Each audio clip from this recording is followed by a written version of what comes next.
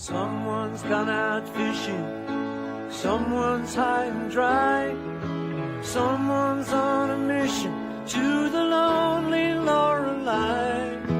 Some folks got a vision of a castle in the sky, and I'm left stranded, wondering why.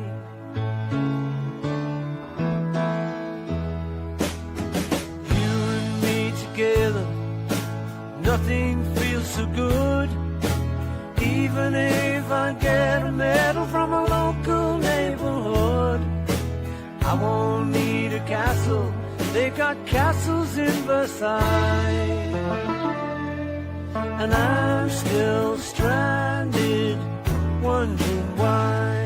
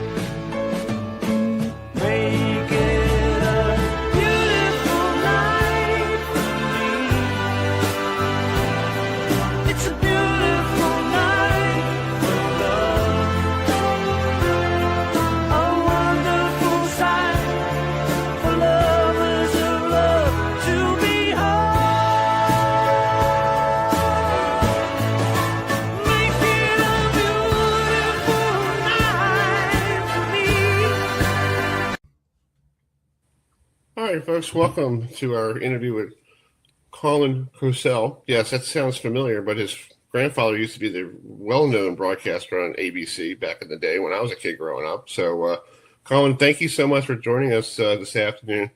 Just talk about, you are the public address announcer for the New York Mets, and that's where I found you on Instagram. I was like, this is pretty cool, being there at Citi Field. So how did you get the job? It was a little bit of luck and a little bit of who you know, not what you know kind of situation. I was actually managing a sports bar in Manhattan, and I became friends with a guy who started coming in, became a regular customer, and then became a friend of mine who had just started working for the Mets as the executive producer of In Game. And I told him, I had a background in radio and television, and I told him, hey, if anything ever pops up, given my background and everything, let me know. And of course, that's just what you do. You always kind of plant that seed anytime you meet someone in the industry. And then about a year and a half later, I was at a game. I can tell you the exact date, actually. It was Sunday, April 15th, 2018. The Mets were playing against the Milwaukee Brewers. It was a 4:00 game. It was a miserable day out. It was like 40 degrees and misty and just gross. And I shot him a text, and I said, hey, I'm at the game. And he's like, listen, why don't you come in, get warm? I'll give you a bottle of water that won't cost you $22 and show you around. And also, there's something I want to talk to you about. And so I went and I met up with him, and he gave me a little bit of a tour, gave me a scorecard and a bottle of water. And he said, hey, look, we're looking for a new PA announcer. We parted ways with our old PA announcer at the beginning of the season. And if you can get me a demo by tomorrow, I can get it in the right hands, but it is a blind audition. No one's going to know your name. They don't want a resume or anything. They just want to know your voice. And so at that point, I was actually managing a different restaurant in Queens.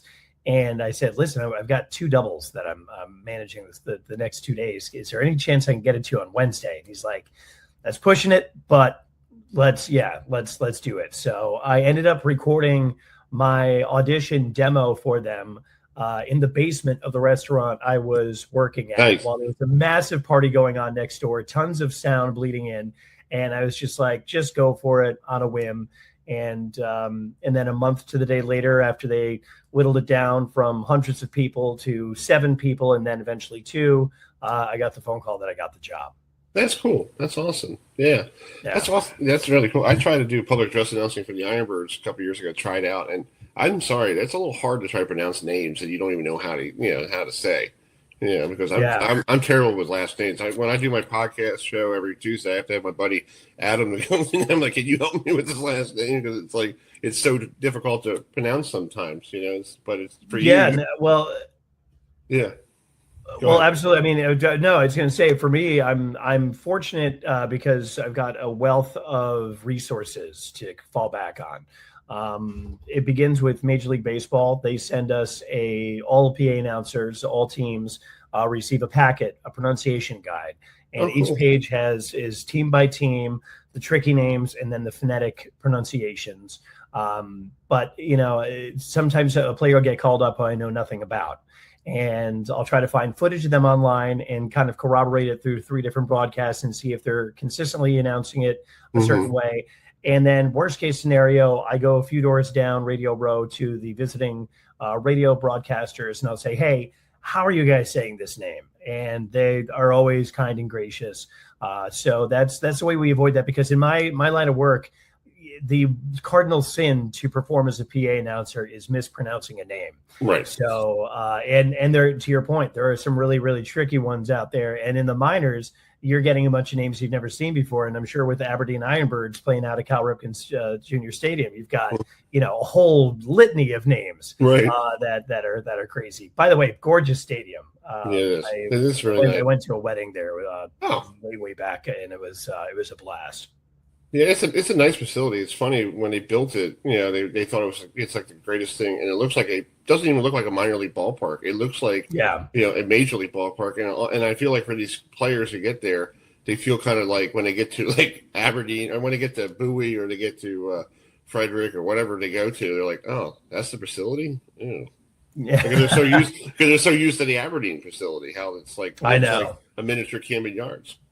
And when I was at the wedding that I attended, it was my brother's best friend from college. It had actually just opened, and the woman he was marrying was working for the Ironbirds at the time. So they got married at home plate. It was nice. It was a blast. And actually, I ended up singing on the pitching mound, the pitcher's mound. It was a lot of fun. But to your point, great facility.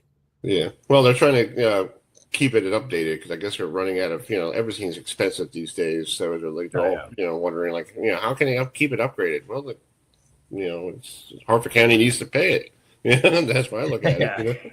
So the Aberdeen needs to do it. So I didn't know your grandfather was an icon broadcaster. What did you?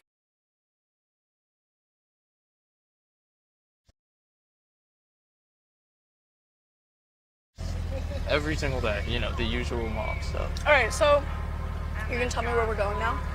Absolutely not.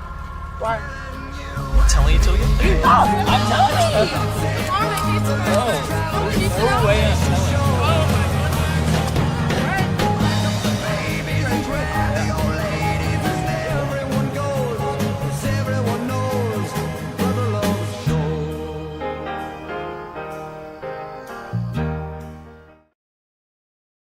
Learn from him because he was such a character on ABC Sports, and he was good with words, and him and Muhammad Ali. What did you learn as a kid growing up, knowing that your grandfather was that broadcaster that everybody knows?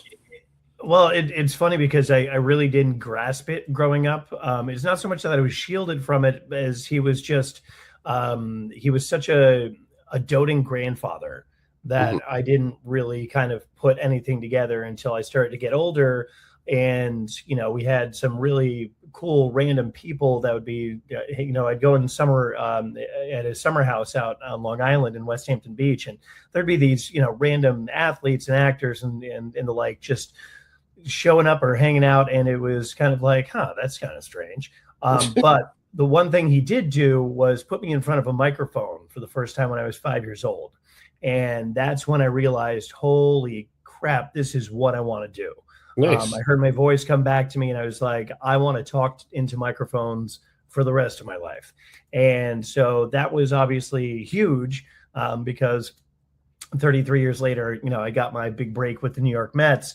So that was big. But, because I didn't really understand what he did per se when I was so young, it wasn't one of those things where I could ask him, like, how do I become a good broadcaster? What he did in part was how to treat people who are famous, how to treat celebrities.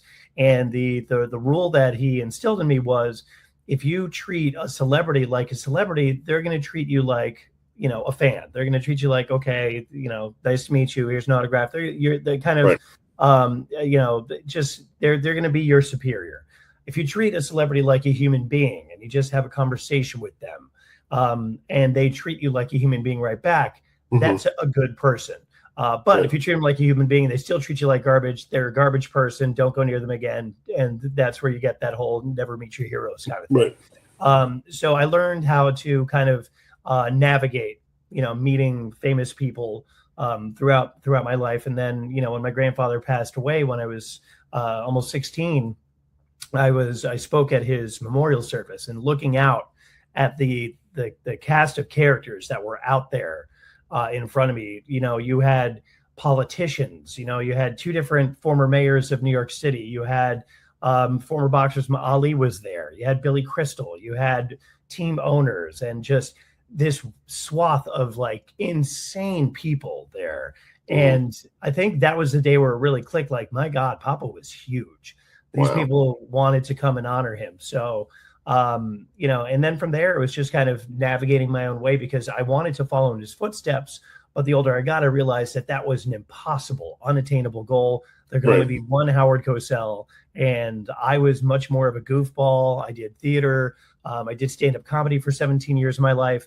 And he was a lawyer who became a sports broadcaster. So that's where you had his gift of gab and, his incredible command of the English language. But he was, a far more serious person than I am. And to this day, even at 46 years old, I'm still a giant goofball. So, but, these are the beauty of it is with, the advent of the internet and YouTube, there's so many clips out there that I can go out there and watch and learn from him. And one of the things I did learn that was kind of like an aha moment was, my grandfather was a sports fan at heart. And there are some broadcasts where he would devolve from serious broadcaster telling it like it is to a fan. And he would react the way a fan would. And those were the things where it's like, okay, he was human after all. And so I could learn some things from those videos. But also I learned a lot from people who worked from him. And to this day, I still hear stories of people who met him, the circumstances which they met him. And there's always kind of a funny little anecdote that goes along with it. So as much as he could impart on me, he was just more of a doting grandfather than anything. And the most I've learned about him has been posthumously through people's stories and through the internet and, just the things that come along with him being who he was. Yeah.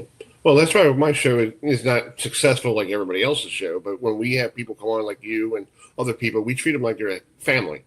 Like we're having a nice conversation. Like like you're coming over to my house or have a beer or a hot dog and say, "Hey, what's new today? What's going on?" And yes, there is some people we talk to over the years are a-holes. It's just the way it happens. Like we had one guy who was. My dad used to play Little League baseball. This guy named Dennis Leonard, who pitched for the Kansas City Royals.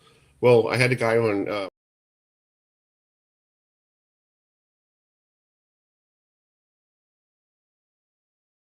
Hey, what am I drinking? I'm thinking I must be high. Talk about settling down, but I don't know why. I'm wild at heart, ready for a rodeo, heading out for parts unknown. That's the only way I'm going, taking on a fight when I don't rightly play a part.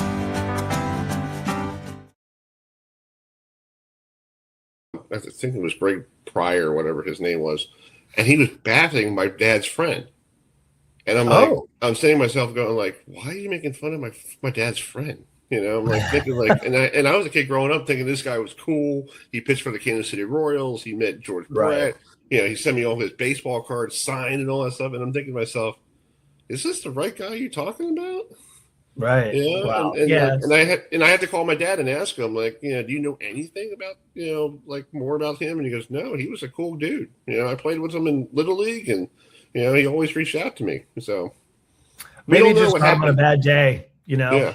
Yeah. Could have just been a bad day, but yeah, who knows? There's got to be a backstory there. I'm kind of intrigued now. Yeah, I'm kind of like sometimes I take back from people we talk to who we try to get on a show, and we know somebody who knows him, and you know, it's like we hear good things, and sometimes we hear stuff that like we don't want to know about. You know, I'm like, okay, you know, and I tell my buddies who are on the show, like, we're not ESPN, we're not out here to get the extra 5 minutes of fame here. You know, like if they want to. You know, we try to tell them, you know, if you have anything negative about somebody, don't bring it up here.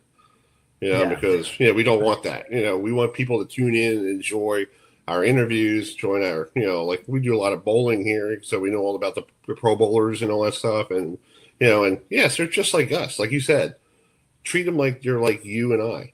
And that's what we try to do. And that's a great way of looking at it, because, yes, they make more money than I do, but they're just like regular people. You know, they're just, their profession makes more money than we do. So that's the way it is. That's exactly right. Yeah. So you were there over the weekend when the Mets played the Pirates. It must have been an exciting opening day, because my dad kept texting me. We're here in Baltimore, and I have the Peacock number. He goes, "Are you watching the game?" I'm like, "No, I'm working, Dad." Yeah. He goes, kept like texting me back and forth, and my mom's texting, and you know, how was that environment like with the Peacock and all that stuff there on opening day? It was very unique.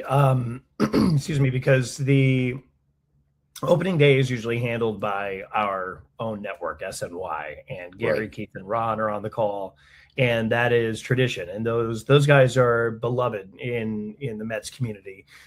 So, you know, it kind of threw fans off a little bit. They were going to be watching from home. They wanted their Gary, Keith, and Ron. But it was also kind of cool to know that it was going to be nationally broadcast on NBC. And with that being said, there's elements to the game, the pregame, God Bless America. They aired my announcement of, you know, introducing the God Bless America singer, and they aired the singer doing her thing, Brianna Fernandez. And so we had to coordinate with them. And typically we just have our own run of show, and we just do things, and we have our own elements, and we do things the way we do things.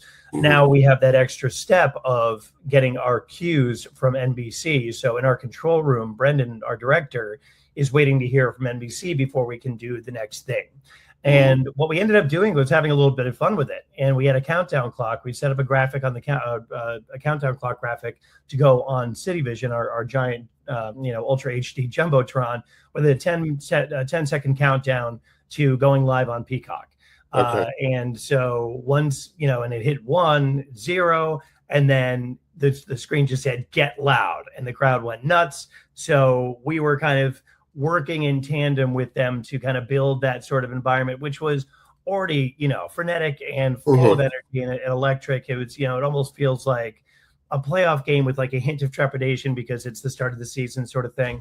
And then from there, it's all electricity. It's all, you know, baseball. You announce that first batter and we're underway.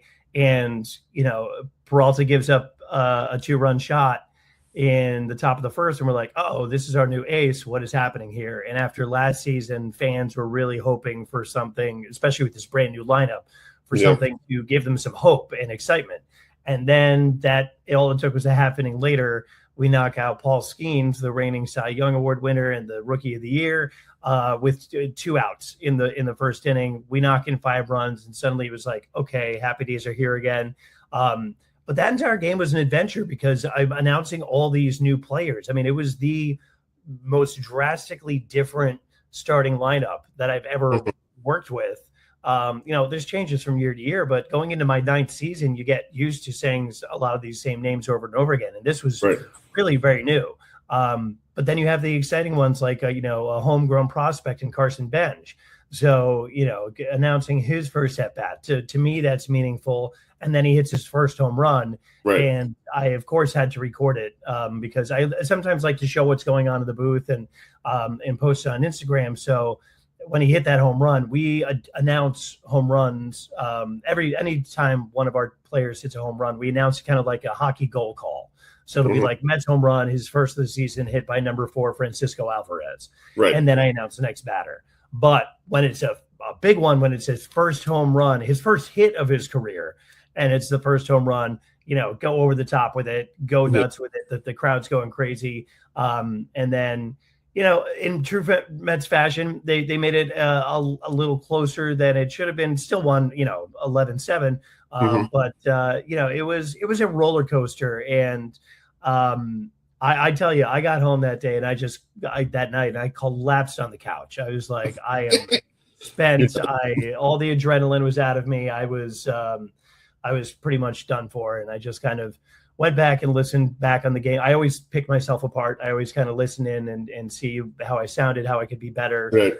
The God Bless America thing and like that. And then when I was done with that, I was done with baseball for the day. And I was just bent.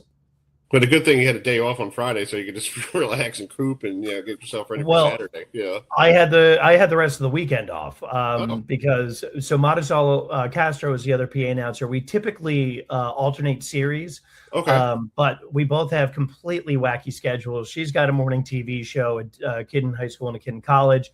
I work in the corporate event space as my day job. I'm currently in Dallas for a corporate event tonight. And so my schedule's ever changing. Hers is kind of wacky. So now we just kind of like fill in the blanks whenever we can do it. Nice. Saturday was my daughter's 3rd birthday. And so I had not been home because of opening day. I had not been home for my daughter's birthday since the actual day she was born. Obviously, I was there for that. Yeah. But her first and second birthdays, I didn't get home until that night. And so this time I was like, listen, take the rest of the weekend, please. I want to be there for my daughter's birthday. So I got to spend that. And of course I was watching, the game from my phone while she was at this indoor playground thing. So I'm still keeping tabs on the game, but yeah, so I managed to stay home and keep tabs on the game, watch the excitement. We had friends over for dinner that night, kind of a play date sort of situation. So I had the game on my phone while I was cooking, and Luis Robert Jr. hit the home run. And I, of course, went nuts. And they're like, did they win? I'm like, yep, walk-off home run. Luis Roberts first as a Met, and enjoy all the excitement without having to, be in the ballpark and all that. So I'll be back in there for the Arizona series a week from today. But yeah, it was kind of nice to just kind of get that first one done and then just enjoy it as a fan. That's cool. Yeah, I would like to get back up to New York to see a game. My brother and I might go up there in July. So, let me know. So, yeah, I'll let you know. I'll give you a call and see if we can hang out or something later. My brother Will's cool. He's a cool guy. He enjoys baseball. So he's like, I texted him on open day, we should go to Citi Field, dude. I know we're in Baltimore. Let's go to Citi Field. Hop on the train or whatever and go up there. He goes, let's do it in July when it's warmer. I'm like, that's a good point. I like that. Yeah, and it's a great ballpark, and bring your appetite. We are the 3-time reigning best ballpark eats. Nice. So we keep winning that. And there's tons to do, and you get, wherever you are in the ballpark, you get a different view of the city and the outlying areas. And we have a new, stadium being built across the street, so that's kind of cool to see that being built for NYCFC and Major League Soccer. But yeah, there's tons to do. There's so much food. So it's an awesome ballpark. Yeah, I was out there a couple of years ago when I had a privilege to be in the press box because I was dating somebody, and you can't even clap in the press box because I'm a big Met fan too. So I had to hop on the train and get back to her apartment. And she goes, "What's wrong? They lost. Leave me alone."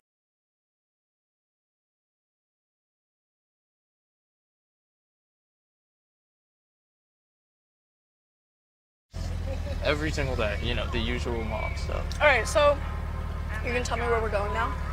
Absolutely not. Why? I'm telling you till you get there. I'm telling you! Tomorrow my pizza. No way I'm telling you.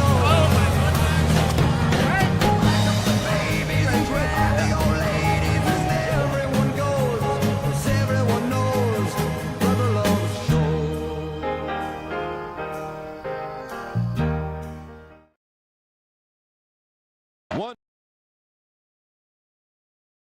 1-0 Seattle, bottom of the 8th. 1 out, no one on. Here's Bernie. It'll be a 3-2. Swung on and hit high in the air to deep right. That ball is high. It is far. It is gone! Bernie goes boom. He drills a home run the short way in the right field seats. Burn, baby, burn! And the Yankees tie the ball game at 1. We're tied at 1, and this place is going nuts. 2 away, and the Yankees down to their last out. And here's Tino. 1 on, 2 out. Pitch is swung on and drilled to deep right center. It is high. It is far. It is gone. The Bam Tino with 2 outs in the bottom of the 9th. He drills a game-tying 2-run home run. Oh, the Bam Tino delivers big time. And the Yankees on the precipice of defeat tie the game at 3. Posada is the base runner, so Brocious, of course, the tying run, with 2 outs in the bottom of the 9th. Now Kim, 1-0. Swung on and hit in the air to deep left. That ball is high. It is far. It is gone. I don't believe it. Once again, deja vu. A 2-out, game-tying 2-run home run by Scott Brocious. Probably the most unbelievable feat in World Series history. The pitch swung on, hit in the air to deep center. Pierre back, way back in deep center. It is gone! Gonzilla! A thriller by Godzilla. Hideki Matsui, the Sayonara Kid, just lost one over the center field fence. Mattingly swings and he hits a drive to deep right center. It is high, it is far, it is gone. Back to back, Nina belly to belly. Don Mattingly homers in the right center field area, and the Yankees take a 3-2 lead. Runners lead. The pitch swung on, hit high in the air, deep down the left field line. It is going to be gone. He's done it. A long high drive down. Oh boy, yeah. Oh, that's called Chris. When it comes to John Sterling, he's like what the Red Sox are when they had Jerry Remy. With the Braves, it was Skip Carey, Pete Van Wier. I think he's like the modern day of Mel Allen for us. Yeah, because Mel Allen was not. We didn't have privilege to listen to Mel Allen because he was. Oh yeah, This Week in Baseball. Oh, I he did This Week in Baseball. Yeah. This is Mel Allen. This Week in Baseball. Yeah. This Week in Baseball. Yeah. I mean, but I like John Sterling when he. He used to do the. I used to piss somebody off. I know they didn't like this all the time because they were a Yankee fan. I go, here's the 1-2. Hey, Chris. Yeah. I don't know if you know this, but before the Yankees, John Sterling called Atlanta Braves game. Yeah, and speaking of that, I have the call that he's well known with the Braves. You got the call. Let's set it up here. This is July 4th, 1985, when the powerful Mets rolled into before they were powerful. They rolled and this is 4th of July, and they had 5 different rain delays. And this game did not end until 4:30 in the morning in Atlanta. That's right. So, but John Sterling was behind the call. And Rick Camp was the pitcher who came up to bat for himself because by the time the 18th inning rolled around, they didn't have any pitchers left. So he had to pitch the 6 innings. And John was on the call. So here is the classic call from the Atlanta Braves radio network back in 1985. Well, this is why you always save a player. This is absolutely the reason. I thought the Braves did the right thing. They let Runge take a shot at winning it, and he hit the ball well. But now 2 outs and 0 on. The Mets are waving their outfielders in. The whole Met team waving their outfielders in. Here's Rick Camp with a game on the line. 2 outs and 0 on base. And at least he took a good cut and fouled it off. Ernie, if he hits a home run to tie this game, this game will be certified as absolutely the nuttiest in the history of baseball. Well, they could go to another pitcher, but in 18 innings, they've used just about everybody. No, the only 3 guys left are Bedrosian, Perez, and Zane Smith. There's a strike 0-2. So they've researched that, and they figure that Camp is the best hitter of the 3 left. It'll be an 0-2 pitch. And he hits it to deep left. Heat goes back. It is gone. Holy cow. Oh, my goodness. I don't believe it. I don't believe it. Rick Camp. Rick Camp. I don't believe it.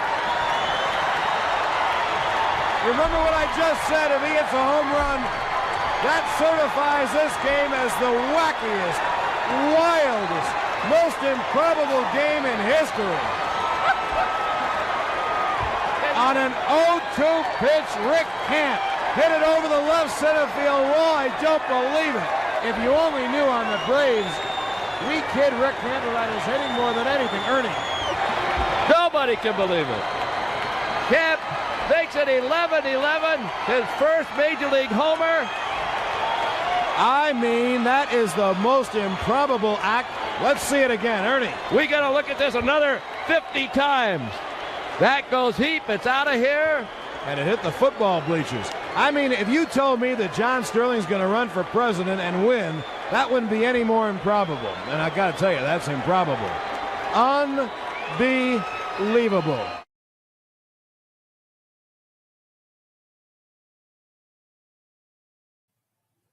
Yes, folks, that was the great John Sterling behind the call. And I'll send you in the message there. Gary Carter caught the entire game. All I gotta say is, damn. Yeah. And Chris, there were and then he fans turned in the around the next stands at 4:30. Chris, there were fans in the stands at 4:30. 4:30 in the morning. I mean, I learned I was something like, about And the story goes with that was they had to do firework night because it was 4th of July. So the story goes, the Braves lost in the Mets, and they had to start the fireworks. And people were driving to work wondering if the city was under attack. That's right. Yep. Mm-hmm. They were like, they had to call like 911.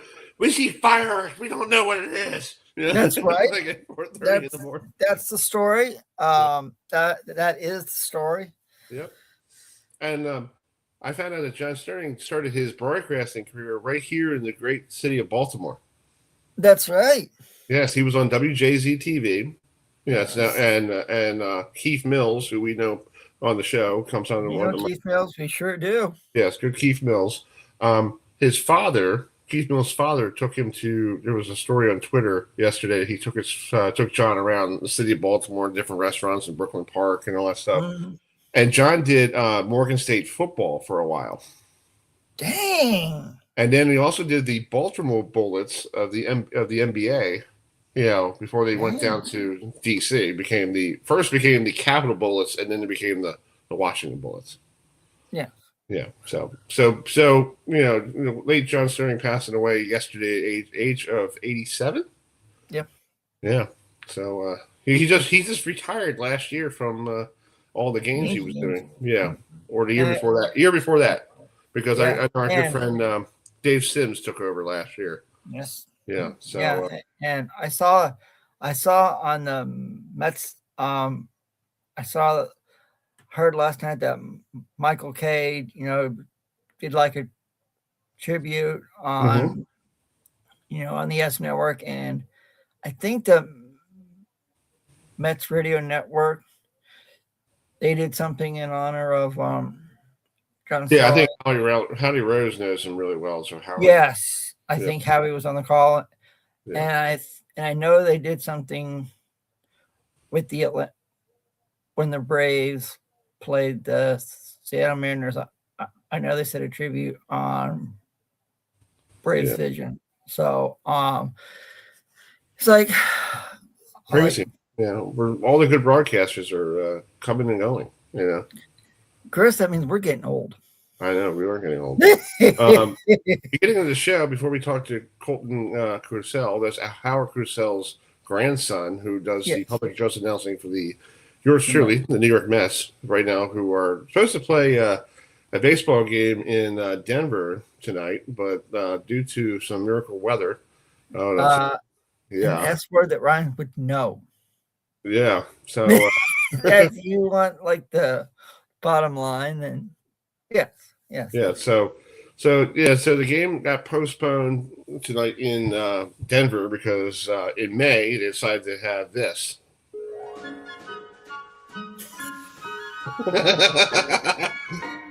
It's May and it's snowing. It's May and it's snowing in Denver. So the game Chris, are we still having Patrick Saunders on? Yes, we'll still have him on. I sent him a message. We'll have him on. We'll ask him for a weather update. Yeah. So we're just. I do have the weather map. Here's the weather map from 4 hours ago. So here's the weather map. Oh, that is snow, big guy. That's like, hey Chris, you can go skiing. Yes, I agree. So anyway, let's preview tonight's game between the Atlanta Braves and the Seattle Mariners out in beautiful Seattle, Washington. We got our friend Chad Bishop, who we saw him last time. He was covering the Yellow Jackets of football. Now he's out there in Seattle. Hi, hey bud, how you doing? Hi, Chad. Hey guys, what's going on? Thanks for coming from Seattle. That's really cool from the field. Yeah, awesome, you got it. Heck yeah! All right, Chad. So last night, tough loss for the Braves. And the road trip continues for them after sweeping the Rockies over the weekend. So I know the Mets right now are digging out of a snowstorm. So I guess you're happy you left Colorado before the snow showed up. It's wild, guys. The Braves have had one rain delay out of 37 games this season. And as soon as they leave Denver, it starts snowing in Denver. I think it's supposed to get pretty cold here in Seattle after we leave. So we're just avoiding all the bad weather. The problem with that in baseball, it usually catches up with you at some point. So we'll just enjoy it while we can. Exactly. Adam, you have a question for your friend? Right now the Atlanta Braves are on you could say the greatest streak in their history. They have not lost a series yet. So, Chad, my question to you is, do you think the Atlanta Braves can overtake the LA Dodgers as being the team that could represent the National League in the World Series? I mean, that is the question, right? If they keep playing like they played these first, month plus, then there's no doubt. It all comes down to health, right, guys? I mean, the Braves have been super healthy at this point. I mean, Michael Harris has had a sore quad. Raisel Iglesias, the closer, he's activated today. He's been out for about 10 days, but they haven't had any major injuries. Ronald Acuna has a hamstring issue, but short term, and they're getting guys back. Catcher Sean Murphy is back. Hassan Kim, the shortstop, is coming back. Spencer Schwellenbach is going to be back at some point on the mound. A lot of these teams are dealing with injuries. So in this league, in baseball, you're one injury away from everything being blown up. So if the Braves can stay healthy, they're going to be fine because this offense is dynamic. It's deep. It's very good. But, the Dodgers are the Dodgers. The Blue Jays are great despite their injury troubles. I think the Phillies are still going to be a factor. There's a lot of really, really, really good teams out there. We're looking at the Mariners this week. Really solid ball club. The Padres. I can go on and on. But, again, this Braves team has defied expectations at this point. And if they keep doing what they're doing, they're going to be there at the end. Well, let's talk about the pitching matchup tonight for the Mariners. You had Elder against Kirby. What does Elder got to do to stop this Mariners lineup? They play really well in Seattle. They know the ballpark real well, better on the road. No doubt. We saw Monday night there was 6 home runs hit and Monday night's game between the two teams. That is rare. That doesn't happen at this ballpark. It's a hitter's ballpark. The wind blows in. But it's a cool night, and Bryce Elder just has to do what he's been doing all season long. That's A, get in front of hitters, and B, keep the ball in the ballpark. I mean, it sounds easier said than done, right? But Bryce knows that. I mean, he's done a great job of pitching to contact, trusting his defense, and keeping the ball on the ground with some of those sinker pitches and fastballs that he has. If he continues to do that, he'll be fine tonight, and the Braves will be in it to the end. Because, again, we talked about the Braves offense. They're so dynamic. They seem to score in a myriad of ways. And I think they'll be fine again tonight. But for Bryce Elder, again, just keeping the ball down, keeping the ballpark, work ahead of hitters, do what he's been doing. Consistency has been his bugaboo throughout his career, but it's been great in 2026. So he's just got to have another solid outing tonight. Are you surprised the way the Mets and Phils are playing? Because I'm surprised because I'm a big Met fan. You know that for a fact.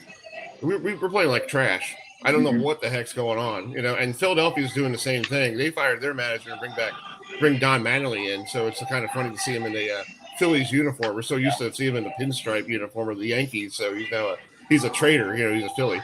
But what is your surprise for the first month in the NL East? Because the Braves are doing pretty good, and then the Marlins are all right, and the Nationals are in the middle, and then the Mets and Phils are playing. Who wants last place right now? It's been very surprising. Coming into this season, I had Phillies 1, Mets 2, Braves 3. It's been turned on its head, and I've been telling everybody this. I'm not giving up on the Phillies. The Phillies are too talented. They're getting a little bit hotter. They're starting to warm up. They're going to get guys back from the IL.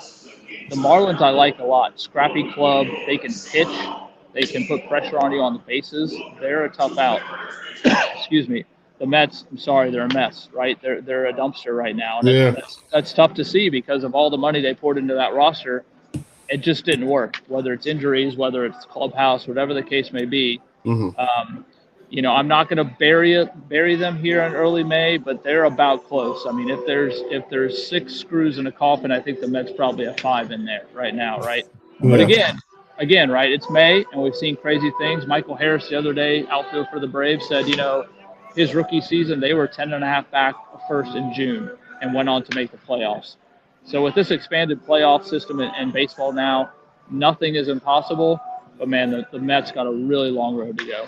Well, Chad, I saw this last year with the Orioles here. They started really slow and got buried. They fired Brandon Hyde, and then they played catch-up for the rest of the year. Yeah, and I heard a story this year that if they didn't have a bad April, they could have been in the postseason last year. They played better, in May, June, July, August, and September. But April was the killer.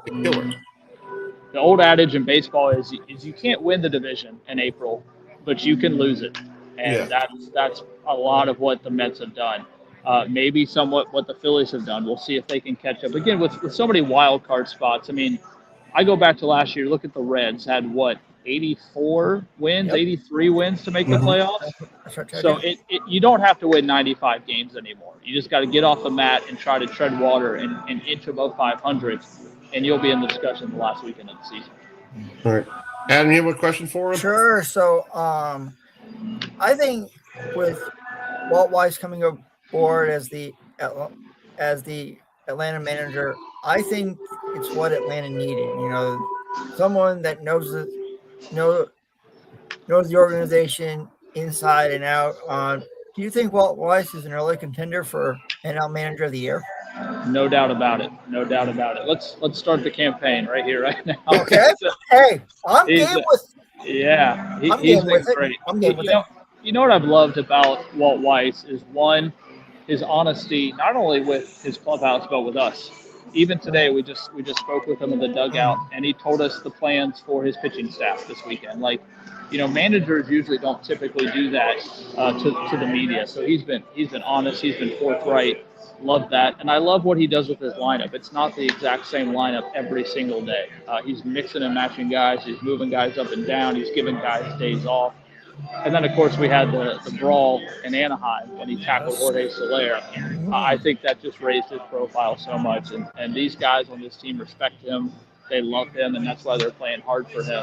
So, yeah, he's done a masterful job managing his bullpen, managing his lineup, his rotation, all of it, and it's worked flawlessly to this point. And let's talk about the bringing the NL Rookie of the Year, Drake Cold one. People say, you know, when you win an award like that, you have a sophomore slump. Chad, he has I not think had I've a lost you on my sophomore end. I slump. got no sound on my end. Oh, okay. You can't hear me at all? Okay. Okay. Well, I will say enjoy the game tonight, Chad. Chris, it's called Chad doesn't have any sound. What happened? Well, there goes Chad. It's called he Chad, didn't have out any in sound. Seattle. So that's why he left. But That's okay. Yeah, we'll get him back on another time. But he covered. There's Patrick. I didn't know if he was going on Zoom or not. Okay. So we got okay. So Patrick's doing one of those things tonight that we probably saw this a lot in the wintertime because we got to play this music again. And since we've no place to go, let it snow. Wow, Patrick, it's snowing in Denver in May. What the heck is going on there? Double check. Can you guys hear me okay? Yeah, I can hear you. I got you, Patrick. I got you. My parents actually lived in Denver one time, and my mom told me a story. If this is true or not, you could go to work at like 8 o'clock in the morning. It would be 32 degrees, and you got to wear a big jacket. And then by lunchtime, it would be 65 degrees and sunny. Oh, no question. No question. Here, I'll tell you a better story. Mm-hmm. My wife and I were married in 2000. Okay. May 20th of 2000. Our first wedding anniversary, May 20th, 2001. We go out for a matinee theater performance in downtown Denver, and then we're going to go out for a nice romantic dinner. Started out the day, went to the theater for a matinee. It was probably 65, maybe 70 degrees. By the time we got home from dinner, we had about 4 or 5 inches of snow. By the time we woke up the next morning, there was about 10 inches of snow. Tree limbs broken all over the place. Pretty crazy. Jeez. And it happens not often. I think the one we have going on right now, they're saying could be the record snowfall in May for Denver. So we'll see what happens. Holy, I mean, I have relatives that live out there in Denver, Patrick. So, and I had a cousin who, at one time he was an usher for the Rockies at Coors Field. So I've heard stories about, the weather out there in Denver. So, one of the days I'll get out there and go to Rockies game at Coors Field. That's a beautiful place. And I will tell you this, once you get past the chilly, fickle weather of April and May,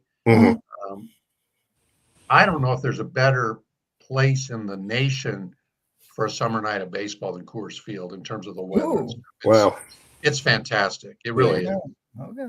All right, let's talk about the schedule. So tonight's game was moved to Thursday, right? So it's the Tuesday game goes to Thursday, or is it the Tuesday game to the Wednesday? What are they doing with the schedule? Because I know the Mets had to travel to Phoenix for Friday and Saturday against the Diamondbacks. So I guess they'll use Thursday as the makeup game for tonight's game?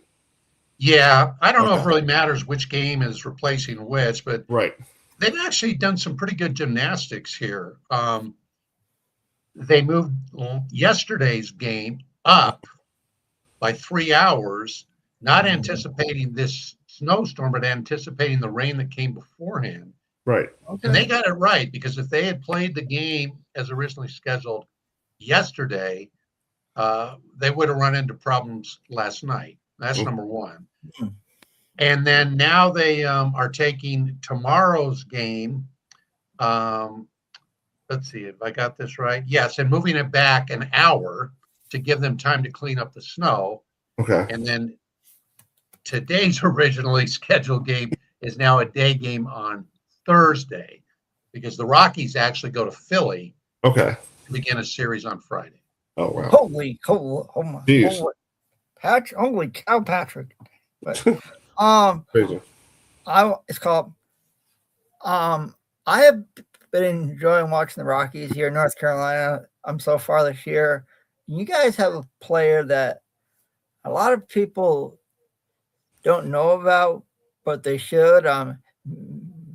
Mickey Moniak. He's up there in home runs. Among the leaders in the National League. So, if he continues this pace, do you think he could represent the Rockies in the All-Star game? Yeah, if he keeps at this pace, for sure. He's an interesting story. He was the number one pick by the Phillies in 2016. He was supposed to be a can't-miss prospect. He went up and down in the Phoenix system for a number of years. Mm-hmm. Finally ended up getting traded to the Angels. They released him late last spring training of last year. Rockies signed him the day before the season began. He had a really good, solid season with the Rockies last year, and right now he's just lighting it up. He has 11 home runs already, and that's with missing the first week of the season because he had a finger injury. Mm-hmm.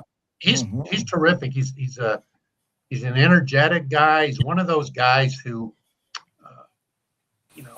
he's just so thankful to be where he's at. He loves Denver. He loves Coors Field. He's been one of the real shining lights. And I found out a cool thing the other day. I wrote a story about him for last Sunday's Denver Post.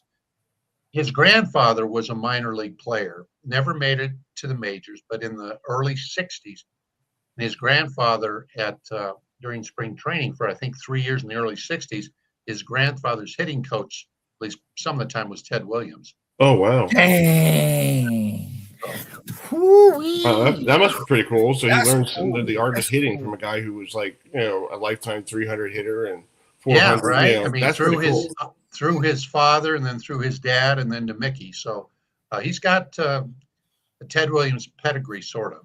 Dang. Well, let's talk about yesterday's game. You guys had the Mets no-hit into the sixth inning. You probably were going to throw a no-hitter anyway because I'm a Met fan and we stink. So I was waiting for that. Yeah. We're just terrible. I don't know what the heck's going on. It's like, that 12-game losing streak. It was like, my brother called me. This is a true story, Patrick. My brother called me and goes, "Do you need a wellness check?" I'm like, "Excuse me?" I'm like, "Why?" That's true, Patrick. It's a true story, my friend. Yeah. I was like, "Why? Why do I need a wellness check?" He goes, "Your Mets are like lost 12 in a row." I'm like, "Yeah, no. Thank you very much for pointing that out. I appreciate that. And then when we finally won, I did like the Hallelujah choir. Like Hallelujah. Like thank God. But you guys swept them. In New York. It's like, I guess you got them at the right time to sweep them. Now the Mets are trying to do the same thing here, but now with the snow, we don't know what's going on for the next 2 days. And, the Mets had that momentum yesterday, and now you have a day off because of the snow. It's back to even pretty much. Yeah, it is. I would think, the Mets, I don't think they're as bad as they showed in that 12-game losing streak. Mm-hmm. But I think why everybody's so angry with them, particularly hardcore Mets fans, is because they have such a ginormous payroll, right. And they're just playing so below what their expectations were. I mean, their payroll is about 3 times what the Rockies is. So, I mean, it's that's one of the things. And it's funny at yesterday's game, as is always the case at Rockies games, you get a lot of out-of-town fans from other teams at Coors. Lots of Mets fans there. It wasn't a big crowd, in part because they had moved up the game by 3 hours. But there were a number of Mets fans there wearing bags over their heads, anti-Mets bags over their heads. So they travel pretty well. And then, of course, when the Mets started winning, you could hear the chants of "Let's go Mets, let's go Mets." So but the Mets, to me, and I'm certainly not a New York Mets expert, but I don't think they're as bad as they've looked. But they are not that good a team. They're just not. The Braves came into Colorado over the weekend, swept the Rockies, and the Braves looked amazing. I mean, they pitch. They play defense. They hustle. They play fundamentally sound baseball, and they can hit the ball over the wall. The Braves, in my mind, right now are every bit as good as the Dodgers right now. Right. Yeah. Well, go ahead, Adam. Go ahead. I can say this, Patrick. Chris is a Braves. Chris is a New York Mets fan. I'm an Atlanta Braves fan here in North Carolina. So it's like the way the Atlanta Braves have been playing, I'll agree with you. I think, they're the hottest team in the National League. Even I may go out and even say they're the hottest team in all of Major League Baseball. Oh, I think so. The record shows it, but it's not just the record. They're playing like it. And I'm thrilled for Walt Weiss. I am too. I know Walt very well. He played here in Colorado. He managed the Rockies. Kind of got a raw deal, I think. Managed here for 4 seasons. I don't think people give him the credit he deserves because he left after the 16 season. Bud Black, who I also really like, came in and the Rockies made the playoffs in 17 and 18. And Bud was terrific with them, but Walt should get some credit for helping get the franchise to that point to enable them to get to the playoffs, which is rare for the Rockies. Mm-hmm. Yeah, I totally agree with you. I think Walt Weiss, he's a good manager, and if he gets the good players around him, and you're seeing that in Atlanta, he had great players in Colorado, but it was, he had Todd Helton and he had, other players. It's like, and to me, I feel like if you give a manager good players, they'll play for him, and I think you saw when he was with the Rockies, they got him. They were competitive. They weren't they weren't like last year, losing 110 games and just being everybody's front of everybody's jokes. It's like they were actually competitive. Well, let's go on the record here. It was not 110; it was 119. Almost. Almost, Chris. And here's the kicker, yes. Which I think is almost not almost. It is. Their run differential last year, they were outscored by 424 runs. Which is not even close to anybody else. It was the worst run differential in baseball history. Their starting rotation last year had a 6.65 ERA, which was the highest since they started keeping that stat as an official stat in 1913. Oh, wow. Patrick. So that tells you, and plus the Rockies had the worst offense in franchise history. So it was the perfect storm of ineptitude. So it's refreshing to see them. They're not a good team yet. They've lost 5 straight now, but they are at least competitive. They play a more interesting brand of baseball. So things are looking up. It's going to take a while, but things are looking up. Yeah. Oh yeah. I mean, I'll say this, Patrick. I'll determine if a team is good or not around Memorial Day. And I know that is coming up soon. So I'll look at everyone, record, and I'll see if they're going to be a contender or pretender. So, that's when I really start to look at everyone in Major League Baseball. We're still early in the season. So, yeah. I wait till probably this All-Star break. We'll see what everybody looks like, and if you're at the All-Star break, and you look like a dumpster fire. I guess you'll be a dumpster fire in the second half, and I guess it'll be a fire sale by the time everything gets going. But I feel like you said, it's still early. People, it's the second month of the season, and people are going to getting heated up, and we'll see what team's going to show up. Yeah, I mean, let's face it, the Rockies are not even close to being a playoff team, and that's probably 2 years down the road, if that. We'll see how it shakes out. But they cleaned house. They brought in basically not an entirely new front office, but a lot of new front office people. They brought in a few new players. They restructured things a lot. They're going much heavier on analytics now than they used to. So we'll see, but it's definitely a completely different brand of baseball, a different energy. Last year was a no-hoper. At least there's hope right now. Right, exactly. Well, Patrick, I hope you can shovel out tomorrow, and Thanks, hopefully, man, appreciate it. And hopefully, if you're living here in Maryland, do they do the same thing in Colorado, the milk, bread, toilet paper situation, or is that just a Maryland thing? Or North Carolina. Yeah, like you got to have milk. When you have a snowstorm, everybody runs to the supermarket. Oh no, we're used to it. Okay. No, You know, Okay. like out there, they're used to it. Like over here, if we had the same snow here today, this place will be shut down for like a week. Yeah, and you can forget about same it. with North Yeah. Carolina where I live. So it's like, yeah. So. Now, the thing is, in these spring storms, it may collect on the roads a little bit, but it'll mostly just be slushy on the roads. The worry is the weight. It's such a heavy, wet spring storm that you worry about the weight on the trees, which are not completely leafed out yet, but getting there. Yeah. And you worry about that. But in the mountains, however, that could be the case. There are some places in the mountains west of Denver are probably going to get over 2 feet out of this storm. Wow. So, which is great because we had the driest winter I think we've ever had here. So Yeah, I saw it on sport. I saw it on the Weather Channel today, and they have Jordan out there from the Weather Channel, like, oh, we got snow, thank God, we need it for the drought. I'm like, and we had a lot of snow this year, and here in Maryland they said we have a drought. I'm like, where did they all go? Yeah, like, we had like 20 inches of snow we had like 25 inches the whole year. Come on now, it's crazy. So. Well, Patrick, I appreciate you joining us tonight, and enjoy the game tomorrow night. And we'll keep in touch. And when you guys play the Orioles in early September, we'll get you on. Okay? That'd be awesome. I'd appreciate it. Thank you, guys. All right, man. Talk to you soon. Have a good one. Bye-bye. I see you. Patrick. All right, that's Patrick Saunders, who writes for the Denver Post out there, the Colorado Rockies beat writer. Mets Rockies postponed tonight due to Mother Nature like to play with snow. Yeah. Hey, Chris. Yes, sir. They can't.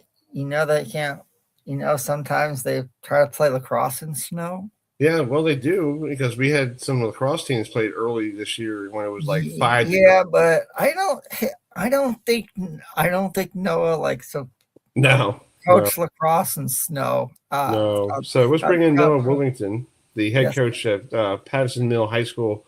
Varsity lacrosse. We'll talk some high school lacrosse because it's getting to that time of the year when all the lacrosse teams are playing their tournaments and the NCAA tournaments starting up this week with Maryland not in it this year. So which was a shock to me. Yeah, I thought Maryland was always in there. It's like Chris, the Terps were ranked preseason number 1 and they didn't make it, and it's still puzzling to me. Oh, there we go. All right. There you go. There we go. Are you all right? All good, Coach. All good. Good to see you guys. Good. Thanks for coming on tonight. Thank you guys for having me back. I appreciate it. You're always welcome, Coach. You're always welcome. So the last time we talked to you, your season didn't start until a couple weeks after we had you on. So how was the whole season? I know you guys had some up and down valleys, and last week I think you played Falston, and I think they ran you out of the little town called Falston. It was a little tough for you. But just talk about the season overall, and now you're going to start your playoffs. Did you find out where you guys are playing tomorrow? Yeah, so we play tomorrow. We play Chesapeake High School out of Baltimore. Okay. We play at home 4:00. We play a doubleheader with the girls program, so they play their first round playoff game right after us. So it's going to be a great day for Patterson Mill lacrosse. Nice. Season was awesome.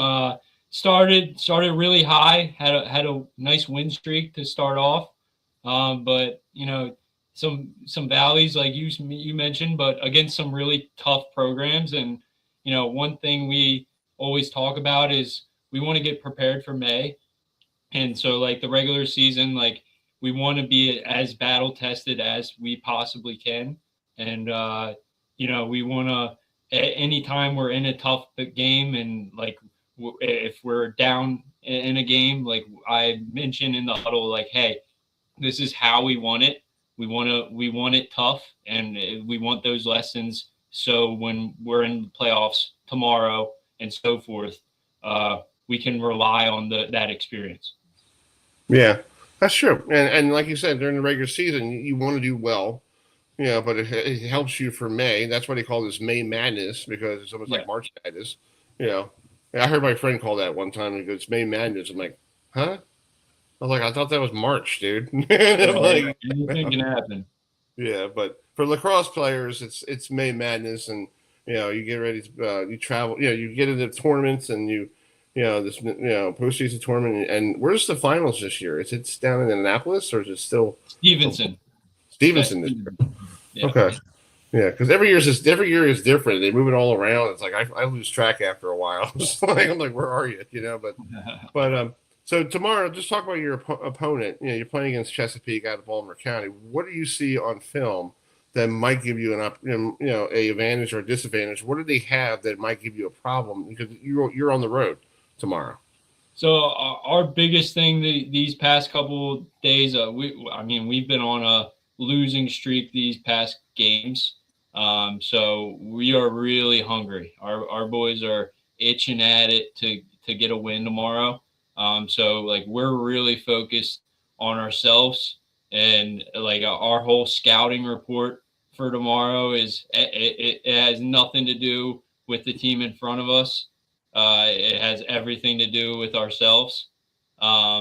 So like we have to clear the ball. That's one thing we really struggled with later on in the season, and we have to get back to clearing the ball fast and getting scoring opportunities out of that clear. And that starts with a defense. Defense has got to get turnovers. And then on the offensive side, we got to take care of the ball when we get it. And not rush anything that's not there. Mm-hmm. Adam, you have another question for him? So, I remember when we had you on, before you started your season. So, what grade would you give yourself this year as being the head coach of Patterson Mills? So, I mean, looking at it at big picture wise, coming into this job, like we knew it was going to be a build. And every day spent with this group is just like, it's living my dream. I'll be honest. Like I'm grateful for every experience I get with these kids. And like you can really feel the bond this team has. Like they just love being with each other, whether it's team dinners or just after every practice before a game day, the atmosphere and just the huddle after, like just getting to talk. Every kid has something to say, which is really cool because it's their experience. It's not our experience as a coach. So like grade wise, I don't want to think about myself personally. It's kind of selfish to think like as a coach how I've done, because it's really these kids' team. It's their program, and this year, like it's been really awesome to watch them take control. And then like at certain points in practices, we've had certain captains step up and lead drills or come to us personally off the field and be like, hey, I have so-and-so idea for a drill or so-and-so idea for a scheme or a play, and them get to run it and execute it. So like I'm A+. I'm like every day is the dream, just because these kids like make it so enjoyable and make it so fun to coach this team. I say it all the time, but we say it in the huddles at games. We've said it when we're down. We've said it when we have a big lead. But it's where else would we rather be? Like there's no other place these kids would rather be than right on the field with each other, with their best friends, playing the sport they all love. I love that, Coach. Yeah. That's good. That's good motivation. I'll have to remember that. Thank you. Well, tomorrow, I heard there's going to be some rain in the forecast, later in the afternoon. So what do they do if it gets if there's a storm? You got to wait for the storm to pass. Right. But is there like a backup plan, or are they just going to say, it was just raining, go ahead. If we got a thunderstorm. Yeah, usually if there's lightning or thunder, we'll have to postpone and we'll have to sit it out. We've had to wait in the locker room and had to wait out storms before. We had to do that last year in our Uckback game. But if it's rain, if it's just rain only, we're playing through it. That's the one awesome thing I've always thought about lacrosse is, rain or like you guys were talking about earlier, we're playing in it. Our first couple weeks, we had to have tryouts right in that blizzard we had early on in March. So it really, like, the rain doesn't bother us. If there's thunder, obviously we're gonna have to call it off. But the rain just changes how the kids play with the ground balls and the passing and that sort of thing. It makes it a little tougher standing on the sideline, like makes it a little longer of a game. But again, like that all comes down to where else would you rather be on a Wednesday than right there. Yeah, I'll agree with that. I agree. So you guys are on a 5-game losing streak. So what do you guys got to do to turn this thing around? Because I'm looking at the schedule here. April 14th, you beat Howard 13-12 at home, and all of a sudden you ran into like a buzzsaw between Rising Sun, Bel Air. I know Bel Air because I'm from Bel Air High School, so I know their lacrosse team is pretty good. They were good in my day. I don't know they're still good there. Hartford Tech, to me back then, Hartford Tech was running the mill lacrosse team, but they beat you. Then you got C. Milton Wright, and then you played Havoc Race last Friday. So what do you guys have to do to just turn this around? Because you don't want to have a 6-game losing streak to end the season after you guys have been doing pretty well. Absolutely, yeah. And it's one thing we've talked about all week is just being hungry and trying to get that win back under our belt. Like we've talked about it on and on again in our locker room, but we have got to play 4 quarters of lacrosse. It starts with that. And almost every we've had a lead or a point where we could get the lead or take the win home. And it comes down to having a quarter just mental lapse and not thinking. And if we're able to, again, clear the ball and clear the ball fast and push offense out of that, if we're able to get turnovers on defense, again, not just stopping the ball, not just stopping them from scoring, but also getting our offense the ball from the defensive side. That's one big emphasis these past couple of weeks. And then offensively, like our offense is so good. Like I love watching our offense in practice because a lot of times with our coach Tyler, he just lets them run their own stuff, and a lot of it's just walk through. A lot of it's not even like we don't have to do a lot of stick skills. We can just walk through plays and review a lot, and it's so fun to watch them get to cook, as the kids say. But we have got to take care of the ball. I challenged our offense a lot these past couple of days about, they are super good playmakers. They can score the ball, but a lot of times they can't play make for their buddy. And it's about making their teammates better, not just trying to score the ball. Right. Well, during this 5-game losing streak, what's been the difference? Are the other teams coming out the face-off, the center field, face-off like faster, or are you turning the ball over quickly? So we had a tough schedule. So our schedule started out with some opponents where we started out with North Hartford, which was a great opponent right away. They made the UCBAC semifinals. Love having a test right out of the gate personally as a head coach, just to kind of get a smack in the face. But then from there, we just kind of got comfortable, in my opinion, with some of the opponents we were seeing. We were kind of getting away with a lot of mistakes and a lot of lazy behavior, a lot of things that weren't going to pass against teams that were tougher. And we ran into that. And Rising Sun made it to the UCBAC championship against Towson. Hartford Tech has had some great games this regular season. They are a super tough team. And then C. Milton, Bel Air, Towson, those are all some of the best teams in the state, in my opinion. So we started with kind of some weaker opponents and got caught sleeping, in my opinion. And then later on in the season, we kind of want it that way, though.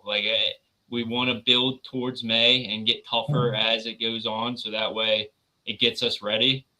So again, we're hungry for a win, and I'm hoping we get to show it on Wednesday. And it just from the opening face-off, it shows man, these guys have been through a lot. Right. Adam, you got the final question. Sure. So, who has stood out to you among your great talent this year?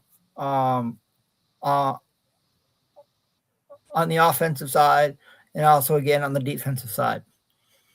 So I'll give you 3 names on both sides. So our whole starting attack. So Rex Reynolds, he is the player I refer to that brings drills to me, brings ideas to me. Our whole clear is Rex Reynolds. It is all his idea. I tell him time and time again that he is going to be a way better coach than I am one day. Like, he is going to be a fantastic head coach in this sport, and just a great player that's going on to play locally at Hartford Community College next year. He's a senior. And then we have 2 brothers. I have a junior, Tyler Solkowski, and a freshman, Nathan Solkowski. Nathan, he's one of the best goal scorers, playmakers in the county as a freshman. And I think having little brother challenging him has made Tyler so much better and pushed him to be a lacrosse player. And it's been so fun to watch. I compare them to the Kavanaugh brothers from Notre Dame all the time because of the way they are able to ride when the opponent's clearing the ball. Watching our attackmen ride is so fascinating. It is an art. It belongs in the Smithsonian, I'll be honest.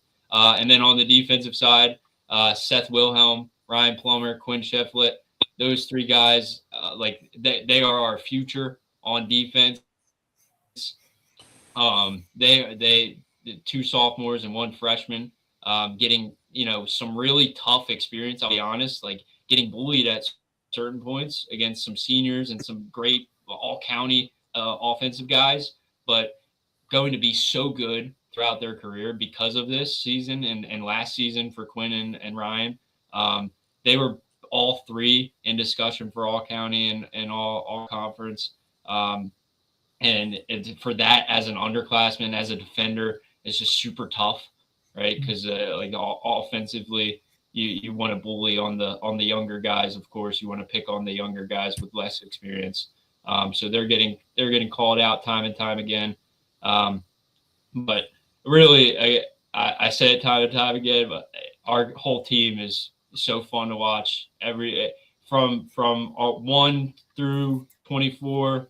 They are all capable of playing, and that's the fun part about this team is you watch a lot of teams and there's a long bench on the sideline, and not a lot of those guys will ever get playing time. And any of my guys can go in at any point of time and play any position and know what to do, which is just so admirable as a coach to have that hustle. That's true. Well, Coach Noah, have a great time tomorrow. I hope you guys end this losing streak and keep the playoff going. And we'll talk to you. Hopefully, if you guys make it again, we'll try to get you on next Tuesday and see how you keep going. Okay. I'll hold you to that. All right. Yeah, we want you to win. So we want you. Yeah. I'll be on next week. All right, man. Talk to you soon, bud. See you guys. All right. That's Worthington. Head coach at Patterson Mill High School. Yes. He'll be playing tomorrow. I always love having him on, Chris. Oh, I love it too. It's great. And his kids were in the chat room. Yeah, I saw that. I was like, one of them was like telling somebody to shut up. I'm like, what are you doing here? I saw Lamar Jackson. I saw I know. Lamar Jackson is somebody putting his name, but I'm just like, he was like, you got that question for Adam, what's your favorite food? Well, I told him. I told him. I said a peanut butter and jelly sandwich. And it's true. I was like, it's pretty cool to have, funny. Well, if it was the real Lamar Jackson, please, we'd love to have you on. Yeah. If he's out there, So anyway, speaking of out there, today we have a college baseball game down at Towson, and final score in that game. I have it here somewhere. Chris. Final score in Denver, Colorado. No, aka Towson. It's called. It's called the. Hey, Chris. Yeah. If Maryland would have scored one more run, it would have been my birthday date reversed. Oh, really? That's pretty. Yeah. That's a good thing. Coach Tyner wanted to hear that. That's the wrong thing to do. Well, I know that, but I mean, I know. But Coach, always a pleasure. Well, it's good to see both of you guys. How are you both doing? We're doing all right. We're doing good. We're having a good time here. So today, playing Maryland, I looked at the score and I'm like, wait a minute. This is not Coors Field baseball. So what the heck happened today? Well, I mean, it's, your midweek games where you're going to both teams have midweek starters. And then you get into, I would say, the bottom half of your pitching staff. And you're asking those guys to go against a team that is absolutely crushing the baseball in Maryland. They're hitting 300 as a team. They've got some pretty heavy-duty offensive threats. I mean, the kid Costello, we didn't face him the first time we played down there, but he's legit. I mean, he knows how to play the game, and it was fun to watch him play and hit. But I got to give credit to our guys, too. We could have rolled over and lost, 12-0. But we came back 2 or 3 times, got it within 3, put a little scare back into Maryland, and then it was interesting. And normally I don't gripe about umpiring, and I won't use this platform to do that. But I am going to say this: I think the TrackMan is killing the college baseball game, and you can book that right here because umpires are just getting tighter and tighter and tighter with a strike zone. And I'm a hitter, so God knows I want to see, strikes called strikes and balls called balls. Right. And it's just getting to the point where the strike zone is shrinking so much on these college pitchers that they've got to throw the ball right down a gutter, to get a strike called. And there are some that are better than others, but I don't think the quantification of strikes being called balls are not as bad as balls being called strikes. You know what I'm saying? Yeah. So they're given a pat on not a pat on the back, but they're given a okay, that's all right if you ball a strike. But if you strike a ball, then that's a demerit, and your chances of moving up or staying in the league you're in or whatever it might be. And I get it. It's a tough thing, but we're taking away the human element of it, and we don't have ABS. Right, thank God. Yeah, so okay, that's enough for me. Well, I totally agree with you because it seems like these pitchers have like what my dad says to me, a small peg in a small hole. It's like you got to put it right through between that little hole for a strike, and that's where you get all these bad innings because your pitchers are trying to find the strike zone, and they throw a nice pitch down the middle, and the batter for Towson or batter for Maryland was like, "Ooh, here's a meatball for me," and he clobbers it out the right field, and you're down 4-0. You're like, that was the best pitch he ever threw to the guy, but he was trying to, you had to get it in that small hole. Yeah. Yeah. I bet you between the two teams today, I bet you threw over 450 pitches. It looked like a long game. Oh my gosh. Wow. Yeah. And I tell my players, I say, look, man, if by chance you can throw 15 pitches an inning and you can do that 9 innings, that's 135. If you throw 135 or less, you're probably going to win that game. Right. If you throw 135 to 150, you got a shot as long as the other team is throwing 135 to 150, right? But you get over 150, things are going to get dicey. It's a football score or a 12-8 or something along those lines, and then it comes down to, okay, what team had the most extra base hits?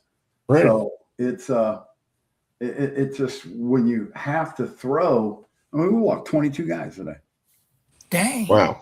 Our guys are not that bad. No. I'll go to bed tonight going, our guys are not that bad. 22 guys. And it's because of what you were saying earlier. We're not going to make fun of the umpires. No. I'm not. Yeah, I understand it. That's why I said I predicated everything by saying TrackMan's helping the game, but it's ruining the game. Right. Because those guys are graded on their performance of how many balls, they did not call strikes that were outside of that zone. And I think that's how it is. At least that's how it's been explained to me. I could be wrong. Right. I'm not, I'm not on a soapbox here preaching, but holy cow, man. I mean, yeah. Well, I heard something today that the umpires in Major League Baseball are going to wear microphones to help the other umpire out if they call a strike and it's not the strike. They're going to help them out or something. I saw Jeff Paxton talk about that, or something. I got to read it again. I vaguely saw it a little bit this afternoon, but I'll read in depth of it. But it's like, huh? It's like, why do we need to use microphones with umpires to help the other umpire? That's why they have the computer ABS thing now. You tap your hat every 5 minutes. Like your helmet. Like that's what the whole purpose of a computer is. So why use the microphones?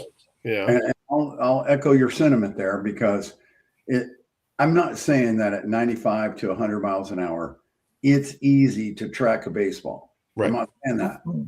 But because you pretty much got to guess where it's going to end, right? Where you think it's going to be. But they've got the umpires and the catchers have the best view. Right. They're right there, So it's not easy. I'm not saying that. I'm not saying it's easy, but that's what you signed up for. Right. Yeah. I'm an old catcher, and I loved it when catchers framed it. Like the ball was outside, ball right in and framed it, and the umpire doesn't see it, and he goes strike three, and you're like, okay, how's that a strike? But the catcher did a great job of framing the thing for you. It is. And there we go. Well, Chris, I mean, that's a great point. Yeah. Back when I caught, it was catch and stick. Right. Yes. Let's bring everything up, bring everything in, bring everything in, and bring I mean, how many can you steal? And right. There are some catchers that are phenomenal at doing that, and I applaud them. But I almost feel like we ought to go back to helping these guys out by just saying, catchers, you have to learn how to just stick it so that we can get it. Because when we started bring it back in, right? Yeah. Those are just absolute, unbelievable catchers, right? That can do something like that. It's almost like they're a magician, right? They're a sleight of hand, Right. They move a ball 2 to 3 inches, and that's incredible. A lot of catchers can't do that. And I would prefer at this level to just help the umpire out, give him a clear view, stick it, just hold it. Let's see if that helps, gain a strike for our pitchers. So, well, I don't like the catchers doing this, like like Alvarez for the Mets, sitting on one leg and not blocking the ball. And there was one the other night in Anaheim. He let the ball pass ball, went towards the first base dugout, and the Angels scored a run. And I wrote on, I think it was Twitter, like Gary Carter, if he was still around, alive, he would bring that kid into his office and say, "You're going to learn how to catch." I agree with that. Gary Carter caught a great game. We were just talking about it earlier with that the Rick Camp game when he caught all 18 innings down in Atlanta, and then turned around and played the next day. That's a tough guy right there. He didn't say, "Oh, I want to take a day off tomorrow." No, he turned around and played a day game after 18 hours of And these kids, these kids are catching these days don't know how to block a ball. Chris, I'll say this. I think three of us could block a better ball than some of these catchers nowadays. It's like maybe you two can, but I can't. Well, okay. I mean, but I probably have a hard time getting off the ground now. Okay, Chris. But let's talk about the game tomorrow. I believe this game was supposed to be played earlier in the season, and now you guys got to go up to Pennsylvania to take on a good Villanova Wildcats team out of the Big East Conference. What have you seen from them looking ahead to tomorrow's game? Well, I think if you asked me my druthers, I think I would have rather caught them early in the season than absolutely right now. Right. CJ Fury will be throwing for them. He's a good arm. They've been playing really, really good baseball lately. They've got a little climb happening in that Big East Conference standing.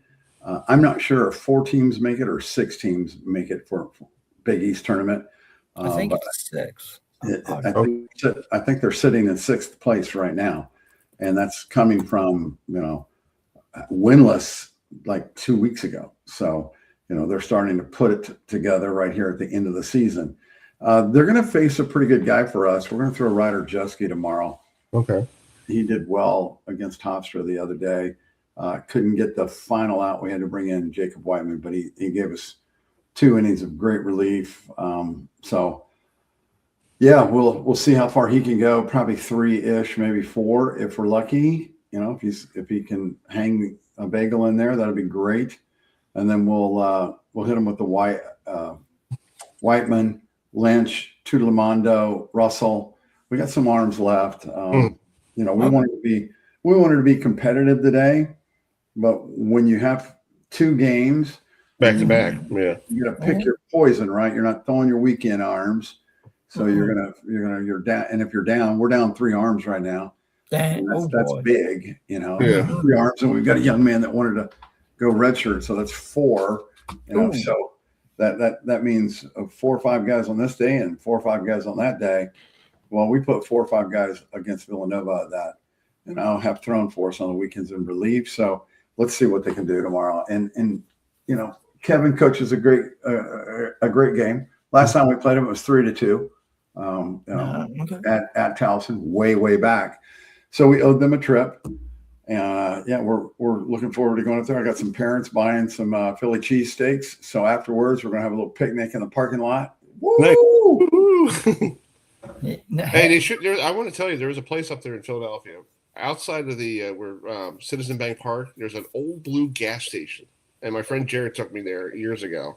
And it's a cheesesteak place. And I'm from New York, so the word cheese whiz is probably in my vocabulary. But he went there. He goes, "Hey, I want 2 cheese and whiz with onions." I'm like, "Excuse me?" I'm thinking to myself, like, "What are they doing to my cheesesteak, dude?" Because I know it's cheese whiz, but the way he was saying it, the lingo. They were great cheesesteaks, and I haven't been up there in a while. I'm hoping it's still there. I might want to, but just a thought. Maybe go to where the Eagles play. There's a little blue gas station. Well, here's my secret. I'll let it out. I've been all over the East Coast, and I've been here for a long time now.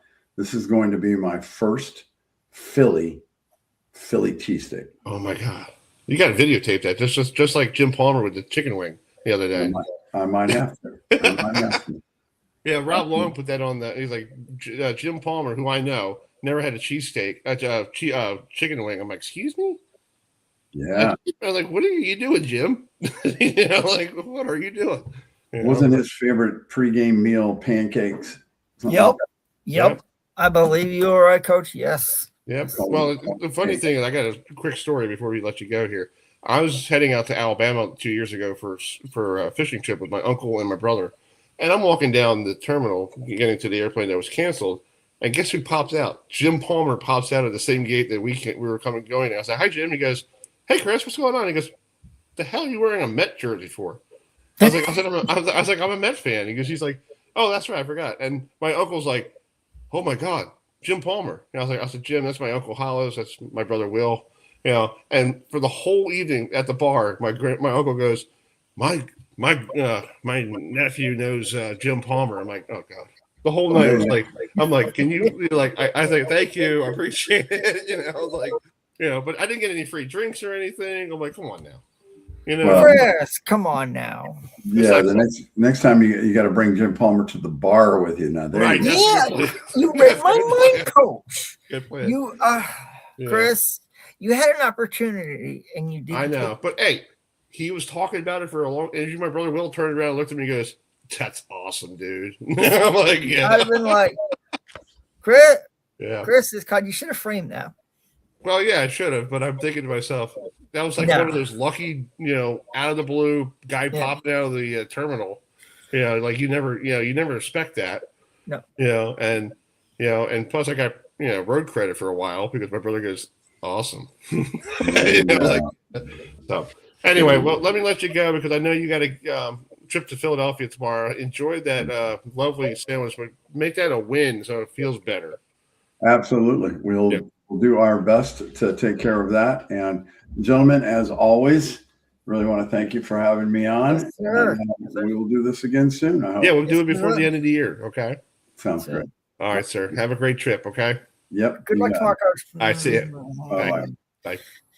Oh, All right. I was going to ask him about the Brooks Robinson Field thing. We'll talk. Yes, I saw that, and I was like, I didn't want to go in depth because we're waiting for our next guest coming on. Yeah, we're waiting, folks. If you're wondering who we're waiting on Debbie Antonelli. Yes. And when Chris told me she was coming on, I was like, Chris, how long have I wanted her on our show? A very long time. Thank you. Yeah, and I brought her on because we're going to talk about the NCAA tournament because we're talking about expanding it to 76 teams next year. Yeah, some people like it. And she does the games for ESPN for the women's tournament and the men's tournament. Yes. What do you think about that? Because I feel like, that's going to kill the game. Speaking of killing the game, I want to give Fernando Mendoza credit here. Okay. Go for it. Yeah. There's a story that was posted over the weekend. He was asked Thursday, the Indiana football team is going to meet Trump and the folks in Washington, D.C., and he said, somebody asked him, are you going to go? And he goes, and his quote was, and I got to give this guy credit, and this is what you should do. When you ever start a new job, you are not the man. Okay, you gotta earn it. So he writes, I'm on the bottom of the totem pole here, and I got to prove to myself as a rookie, I don't think that's a good look. I like it. I like that really much. I think that's a great run. And kids, if you go into a new job, you don't earn anything until you're not like the dude and the man and all that stuff. Chris. So, all right, Adam, you're dying to introduce us. I have. Go right ahead. Folks, our next guest is a living legend. And I mean that. It's called, you have heard this woman constantly calling NCAA men's basketball games, women's basketball games, in the WNBA. She, if you don't, she is a mom to a son named Frankie. Frankie has Down syndrome, but that hasn't stopped Frankie at all. He graduated from Clemson. Oh, cool. So I've always wanted to do this. So here to talk about the NCAA expansion is a former NC State Wolfpack legend, the one, the only, Debbie Antonelli is joining us. So thank you so much for joining us tonight, Debbie. I want to wish you a happy early Mother's Day as well. But before we talk about basketball, I talked about your son, Frankie, and he has Down syndrome. And just talk about having a son who has a disability.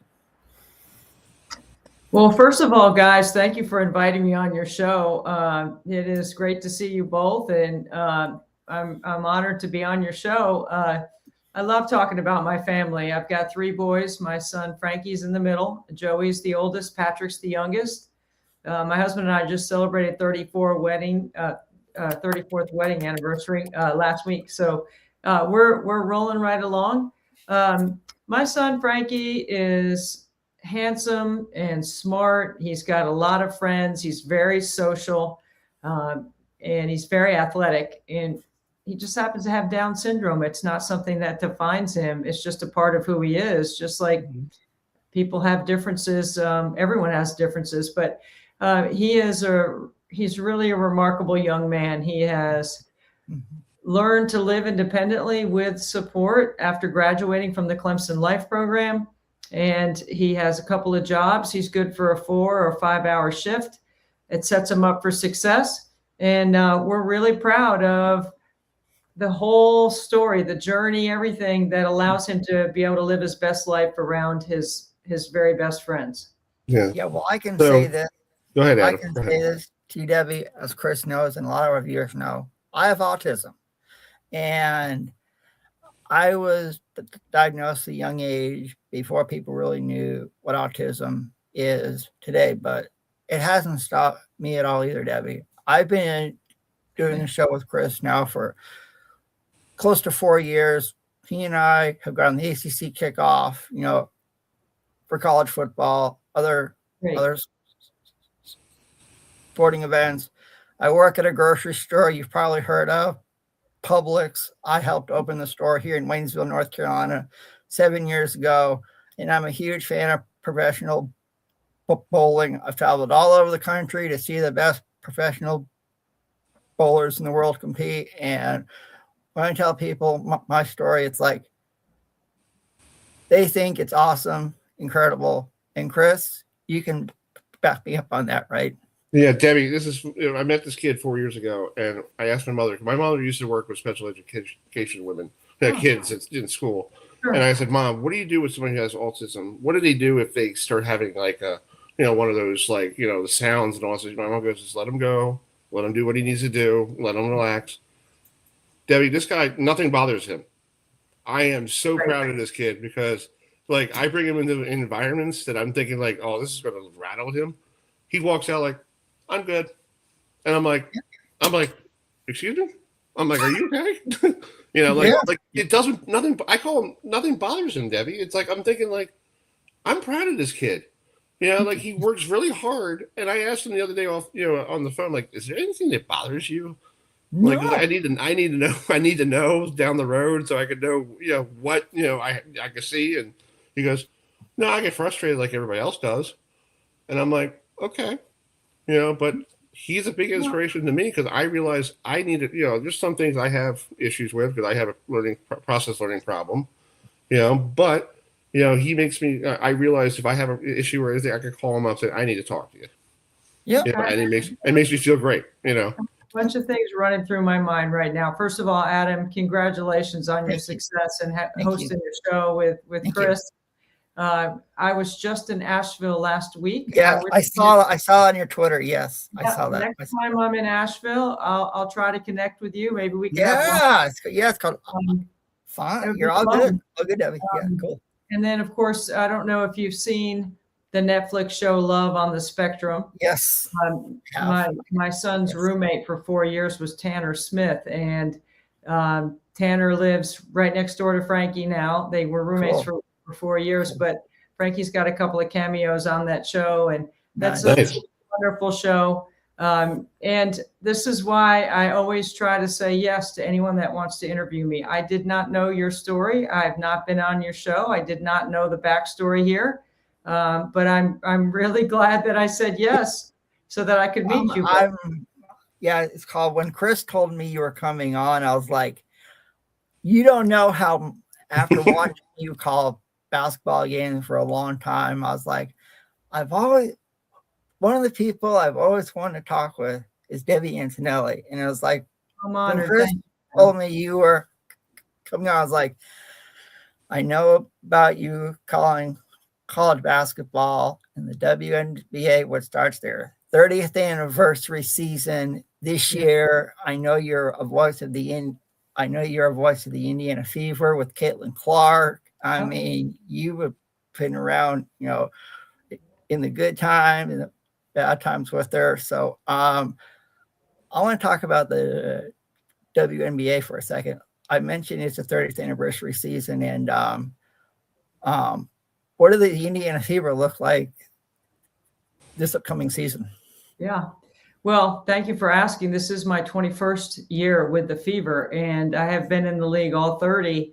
And I like to tell people now, before the W was the ABL, and I did all their games. I did the Columbus Quest, both their title games, and I called the National Game of the Week. So I've been having a great opportunity to call professional women's basketball in our country for a long time. The Fever, I was interested that today there was a survey that came out that did not pick Indiana in the top 3. And I was kind of curious about, Vegas, New York, and Atlanta, and we were not in the top 3. And I thought for sure we would have been. I think, it's not just Caitlin, but Caitlin is a big piece of it. But Kelsey Mitchell is an unguardable, fastest in the league with the ball. Aaliyah Boston continues to improve her skill set away from the basket, her decision making, the way she runs the middle third actions with Caitlin. I don't know how anybody's going to be able to guard that. I think the Fever's defense has to improve, and they know that. But score with them is going to be a challenge. They're going to play fast. And when I say fast, it's not just running the floor fast. It's accelerating through their actions in the quarter court too. So I'm looking forward to it. Today, ESPN announced that I will also serve in the regular season, which I usually don't. I usually do the playoffs for them, but there's less playoff games this year for ESPN. I'm glad to be able to do some regular season games. I'm also going to do some regular season games for CBS. So I have a full summer. So I'm very excited about, I love what I do. I love all of it, the grind, the practice, the film, the study, the travel. None of that bothers me. Actually, I still welcome all of it. Yeah. Heck yeah. Well, that's why I said you're a living legend. I think you might be one, Adam. I don't know. No. Oh, Debbie, come on now. Debbie, we have you on tonight because you have a special thing you're doing this week for your son, right? You're doing a 24-hour free throw thing. I can't, I could do some free throws, but I don't know 24 hours for myself. But so how did you start this? Because I looked at the website today. I was doing some research. It looks like a cool thing you do. You start like what? What time do you start? Like early in the morning, and you work until the 24 hours later, and then. Yeah. So just walk us through, how did you start it? I start at noon on Saturday, this Saturday coming up, May 9th, and I finish at noon on the 10th. I make 100 free throws on the top of every hour for 24 straight hours. It is not easy. It is a fitness challenge for sure. It tests the mental, the physical, and the emotional all at the same time. Frankie, my son, is my inspiration and friends. Special Olympics played such a big role in our family, and we're just trying to help other families have a similar experience, that using sport. That is a truck that came from Texas. I'd love to share with you how I ended up with that truck. I drove it from San Antonio with my sister. I'm trying to do the best I can to use my basketball platform to raise money for Special Olympics, and in 7 years we've raised 1.4. So I know I'm going to keep doing this until we reach 2 million. Hopefully that will be, sooner than later. But I'm very excited about what we've been able to do to help other athletes. I think that's cool. I think Special Olympics is good here in Maryland, and they do a lot of Special Olympics events like bowling. And I knew of somebody, Ron Snyder, his son bowls in the Special Olympics around here and does a really good job bowling. And I'm like, wow, that's cool. I think it's great for these kids to get an opportunity to be athletes like we do, and Frankie, your son. Question: did your son help with Dabo Sweeney this year in football, or did he do more basketball? So he's already graduated from college, so he is not affiliated directly with the university. Of course, he's an alum of the Clemson Life program, and there's an active group of young adults that graduated from the program and are still living in the Clemson area. So it's a great community. It's a perfect place. He can walk to everything. He Instacarts his groceries. He doesn't need any transportation. And so, I'm a former D1 athlete. My husband's a former D1 athlete. Sports is what we do with 3 boys. It's what we do all the time. And Frankie has the same opportunities to play as the other guys do. So we're really, really grateful that we have this platform in basketball, that I've been able to use it for good. And here's a picture of your son and everybody around him. That's pretty cool. That's a really cool event. We're moving it from the driveway this year. We're going back into the gym. I've been in my driveway for 6 years. Last year, thunder, lightning, and rain almost the entire 24 hours, which I did shoot through. That was a little more challenging. It was more challenging for my crew too. But we think we can take it from the neighborhood to make it a bigger community event. So this year we're going to have from 4 to 7, we'll have live music. We'll have food trucks. We'll have for you to shoot on that truck. That truck is a custom truck the state of Texas built and let me borrow it. Wrapped it with our brand and our logo and asked me if they could do that. And of course I said yes. I was very excited about it. Nice. That's Cool. I love it. You had another cool event happen last week. You were honored by the state of North Carolina. Yes. So how cool is that? The governor, going to the governor's mansion. I've been to Annapolis a couple times. That's a cool place to go. But being called to the governor's mansion and say, here's a wonderful award for being a great resident of North Carolina. What was it like going down there? That was exceptional, getting a chance to meet Governor Stein from North Carolina and then receiving this honor. It was an incredible honor to receive. It's called the Order of the Longleaf Pine.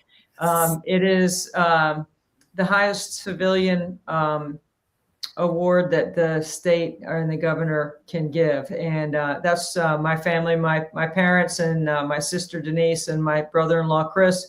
My other sister wasn't able to attend. My husband and the boys could not be there either. But this is my group, and we had a great time. The governor was so gracious, and it was really cool to be in the mansion.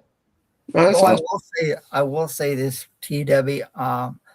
As you know, I live here in Western North Carolina, and a few years ago, we were affected by Hurricane Helene. And someone else that got the Order of the Longleaf Pine in a posthumous role was Greg Biffle, former NASCAR driver. And it was like when I saw that you and him were were getting that award, I was like, after what Greg did here in these Smoky Mountains, for everyone that was affected by Hurricane Helene, it was like, it's feel crazy to me, Debbie, that it's been like 3 or 4 months since we lost Greg Biffle and that plane crash in Charlotte. And it's like, but when I saw you got that award, I was like, yeah, you deserve it.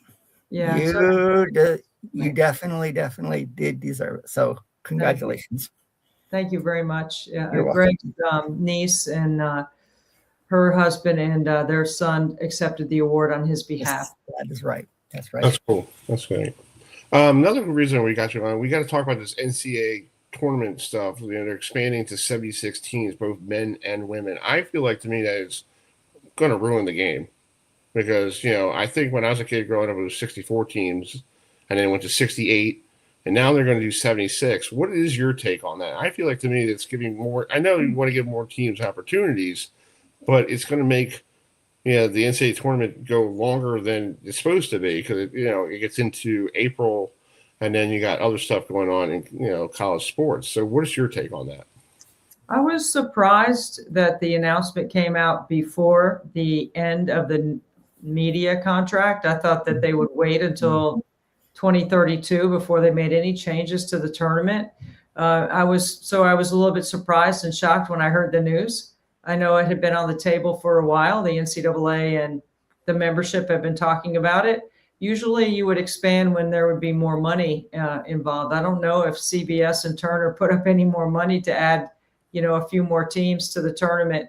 But on the women's side, we don't have 68 good teams. So going to 76 is definitely going to be something that I'm keeping my eye on. And I hope we do not follow the same format as the men. I think, the 1s, 2s, and 3s typically blow out 14, 15, 16. So adding a few more teams, I don't know if that's going to lead to more blowouts.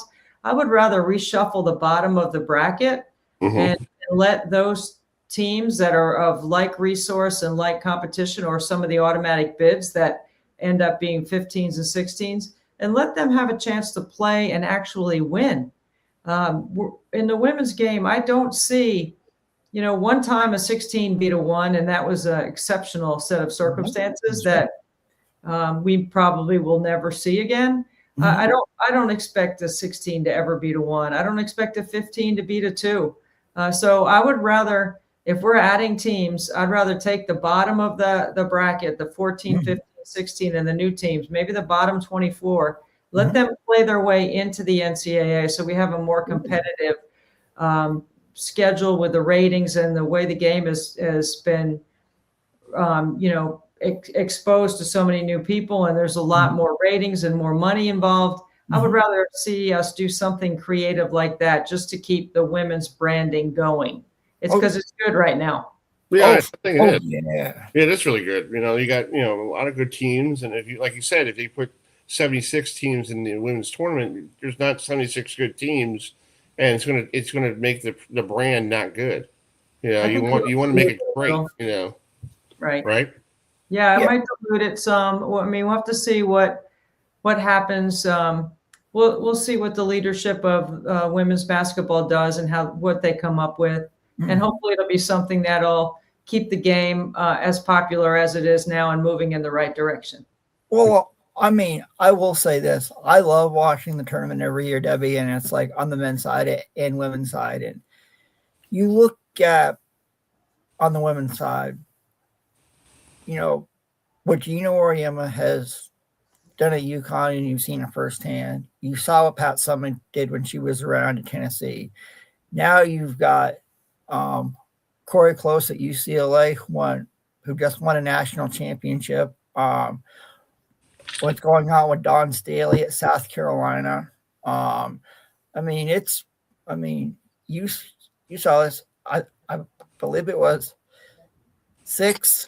It was either 5 or 6 ladies from UCLA that were taken in the WNBA draft, and it's like, holy cow! So, you know, I mean, it's nice to see women's college basketball, you know, getting a lot of love, and also it's really cool to have the national championship on ABC so everyone can watch. I mean, ESPN is nice, but I was enjoyed on ABC. I mean, I think right now the newest rivalry is UConn versus South Carolina, and we saw it in the semifinal. You know, about Gino and Dawn Staley and the infamous, you know, what happened after the game. Would you agree? I do think it's a great rivalry. I think there are. I think UCLA did have 6 players drafted. They did, yes. Corey Close has been such a great ambassador for the game. It's nice to see somebody new win, who's been in it a long time, who's worked equally as hard as anyone else. Gino has more titles, more wins. I don't know if anybody will ever catch him. But that is a great rivalry. It always has been. You know, UConn dominated South Carolina for a long time, and then Dawn finally got good enough and started beating them. And quite honestly, UConn's a measuring stick, but so is South Carolina. They've become a measuring stick as well, and certainly in the SEC with their dominance, which is similar to what Pat did at Tennessee during her time. I think they're 2 great personalities that love the game, that love to compete. And there was a moment in time where, you know, it was unfortunate what happened after the game and the exchange between Dawn and Gino. I don't expect that to happen, and it was quite shocking that it did. Yeah. But I don't think we'll see anything like that again. Yeah, that's true. Well, Debbie, I know you're a busy lady, but I thank you so much for coming on tonight. And where can people go to donate to help you with this thing this coming weekend on Mother's Day weekend? 24 hours. Is there a website? Is the website on your? Actually, I went on the website. This is the website. Yes, you can. That's it, right there. That's okay, it. cool. Nice. So I will donate.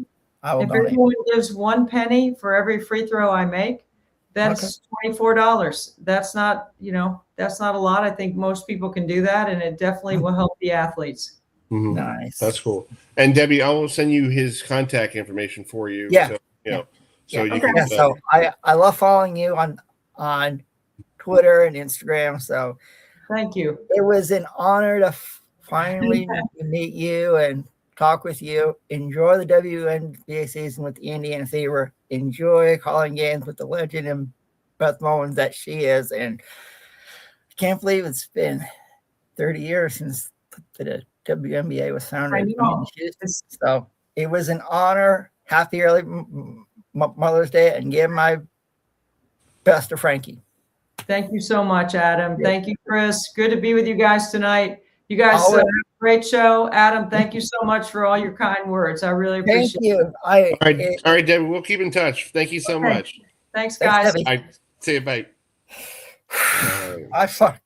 I'll remember this night for a long time. Debbie Antonelli. That was a legend. Yes. And Debbie Antonelli, but Chris, Yeah, we got Jenn here, and we also got we're gonna talk some banana baseball too. So let's bring in Jenn, and if she wants to talk. Yeah. It's called. I had to send her the link since. Yes. You sent me the YouTube link, Chris? I didn't send you a YouTube link. I sent you the. Look in your email. I did. I send you a YouTube link? I thought I Yeah. sent. Yeah, Chris, I had to send. I was texting you too. I sent. Anyway. Chris, we're gonna talk. Thank you for loving me, Adam. I love anyway, you. Touch the hand, Chris. Adam, how are you? Good. I love you. I love you. I love you too, Adam. I'll see. All right, Jenn. I don't know if you follow Banana Baseball. Did you get a chance to watch any of these games on YouTube or ESPN or anything? It's pretty cool games. It's like 2 hours long, and it's all these trick plays, and it's really cool. Did you get a chance? Have you ever get a chance to watch one? I haven't watched one in a very long time, and that's not what I researched tonight. Well, the reason is because we have right now we got from the Loco Beach coconuts on next to you. So do you want to bring? Hi. Let me bring in. You want to bring them in, Adam? Yeah. So it's called. About the Savannah bananas and how. Yes, I do. They sold out the Bank of America Stadium 2 nights in a row. Yeah. So there are other teams associated. Yes. With the Savannah bananas, and one of them is the Loco coconuts, and and this guy used to play with the Tampa Bay Rays. So let's bring in Erik. Ostberg. Hey, Erik, you there? Hey, can you hear me? Yeah, I can hear you. Hello, Erik. You got me? Yeah. I got you. All right, man. Thank you so much for coming on. The reason why I got you on because last week my girlfriend and I were watching that game in Vegas. And, hold on, let me switch my headphones here. Okay. Anyway. Okay. We're logging back on. Jen, it's called. I'll see. Hey, Jen. I just want to ask Chris. I just want to ask Erik if you sent him the correct link initially. Yeah, I did. I sent you 2 emails, so maybe the first one was easier. I looked. Anyway, let's bring back Erik. Erik, you there? All right, can you guys hear me? Yes. Yeah, I can hear you. You're good. Thanks for coming on the show tonight. And, I can't hear Chris. I can only hear Adam. Oh. Well, okay. Well, it's called. Let me fix my thing. Yeah.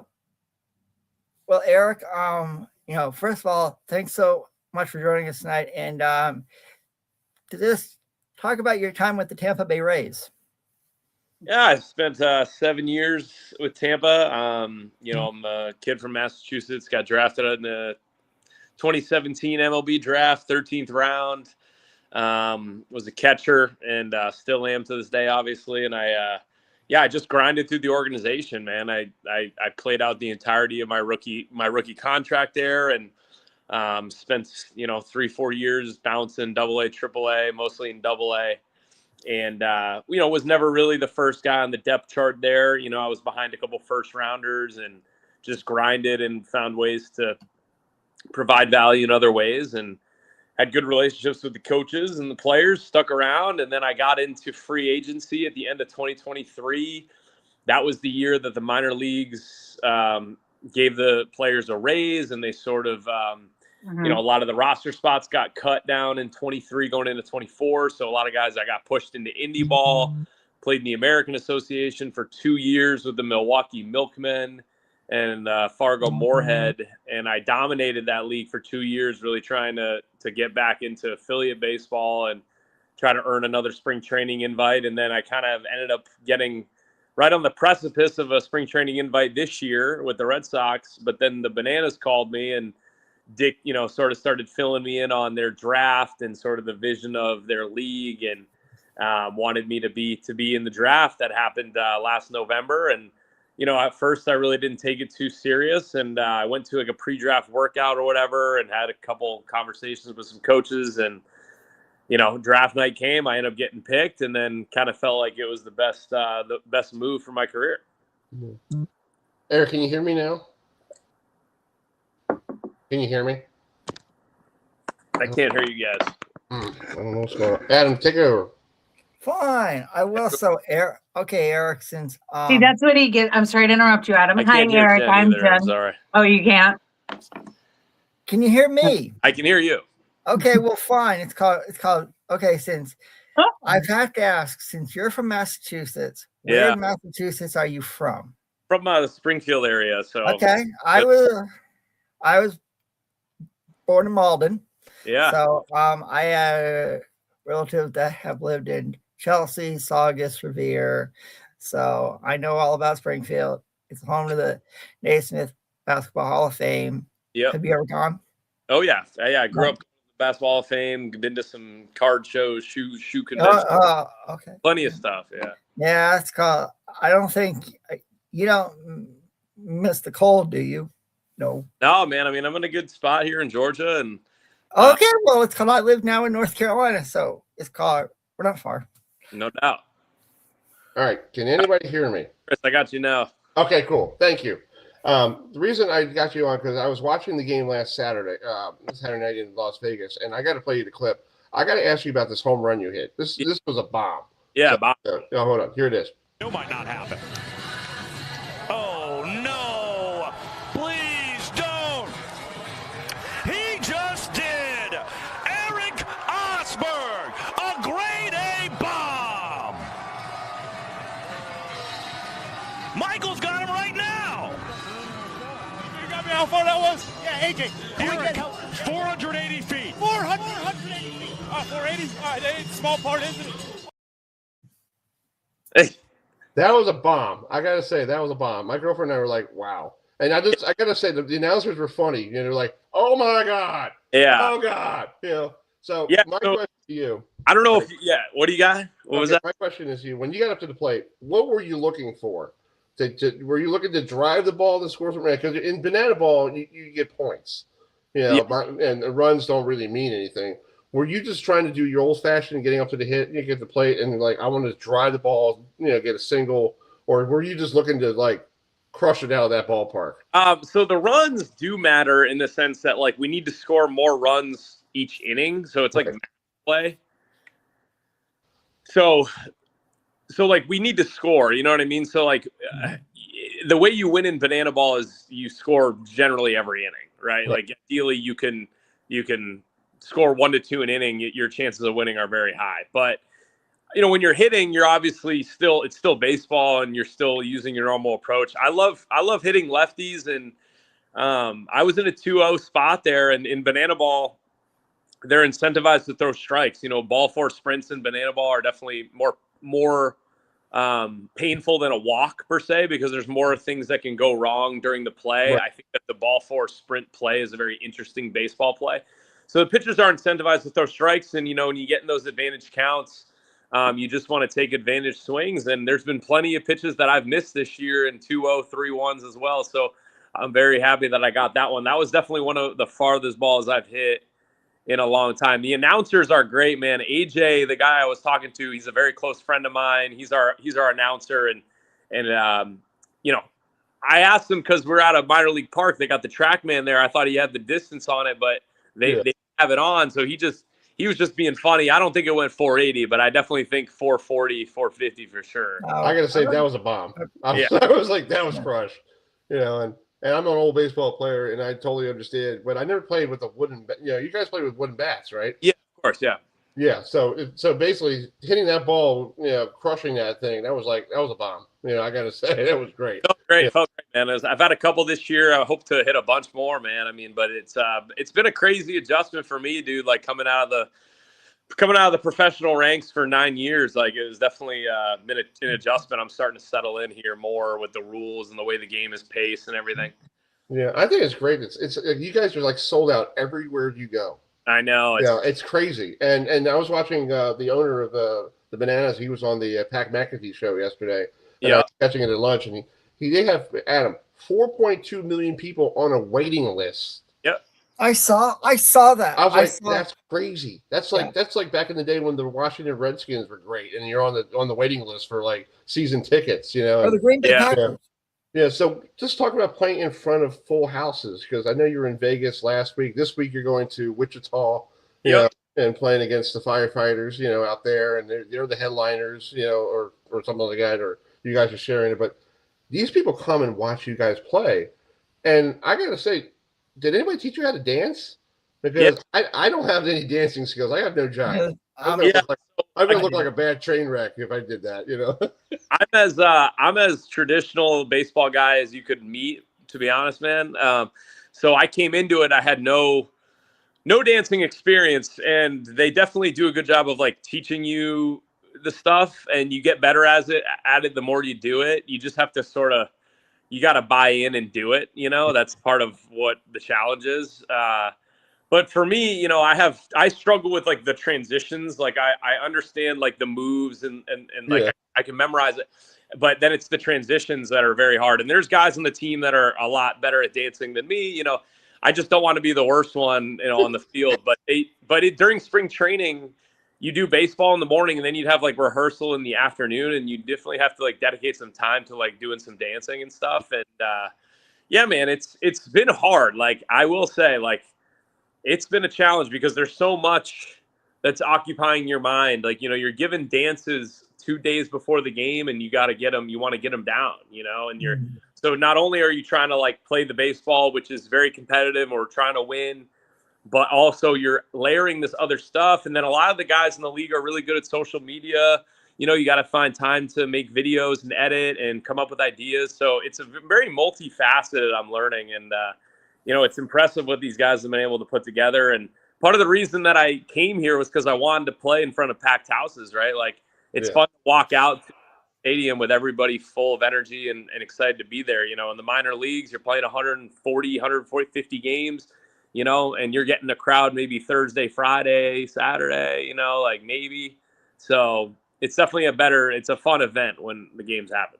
Yeah, so what are you doing? What are you doing right now? Because I know you're getting ready to travel to Wichita. What do you guys do during the week from when you play until like Sunday sometimes or Saturday? So Sunday through tomorrow, you guys have been down in Georgia, and what have you guys been doing? Just relax? Yeah. So basically, generally it's Thursday, Friday, Saturday games, or Friday, Saturday, Sunday. Staggers, and you travel the day after. And so Monday and Tuesday, we just had like very light practice days. We're going to get all of our entertainment stuff tomorrow, which means like walk-ups and what dances and when and who, and we'll get that information tomorrow, and then we'll have to practice it the next day going into the game. And we're sort of rolling through, like you're at the field all day. I mean, you get to the field at like 9-10 a.m. for a 7 o'clock game. Dang. Oh, wow. To get for the event and to put on the show well, so it's an all day thing when you're playing the games, which is why maybe there's less games, right, than there would be in like a minor league season, perhaps. Yeah, well, Erik, I know that the Savannah Bananas, they recently went I know they've gone to Doak Campbell Stadium. I know they were at Kyle Field. Yep. And this weekend they're going to Neyland Stadium, and it's like, I mean, to see how they transfer, a football stadium to a baseball stadium, it's like, holy cow! And it's like, I mean, see the preparation on how they do it. It's like, it's like, I wish, like, I don't know if it would be possible, to get like a college baseball game at like a, at a football stadium. If they were to have the right dimensions, yes, but seeing how they transfer these football stadiums into a baseball stadium, it's like,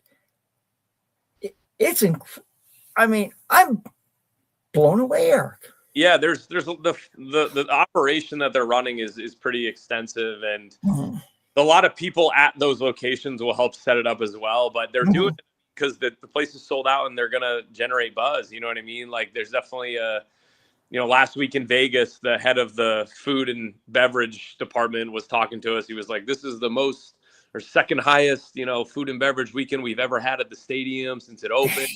Like, there's a lot of it's a give and take, right? Like the Bananas have proved the concept for the league. It's a league now of 6 teams, but the Bananas were the original proof of concept.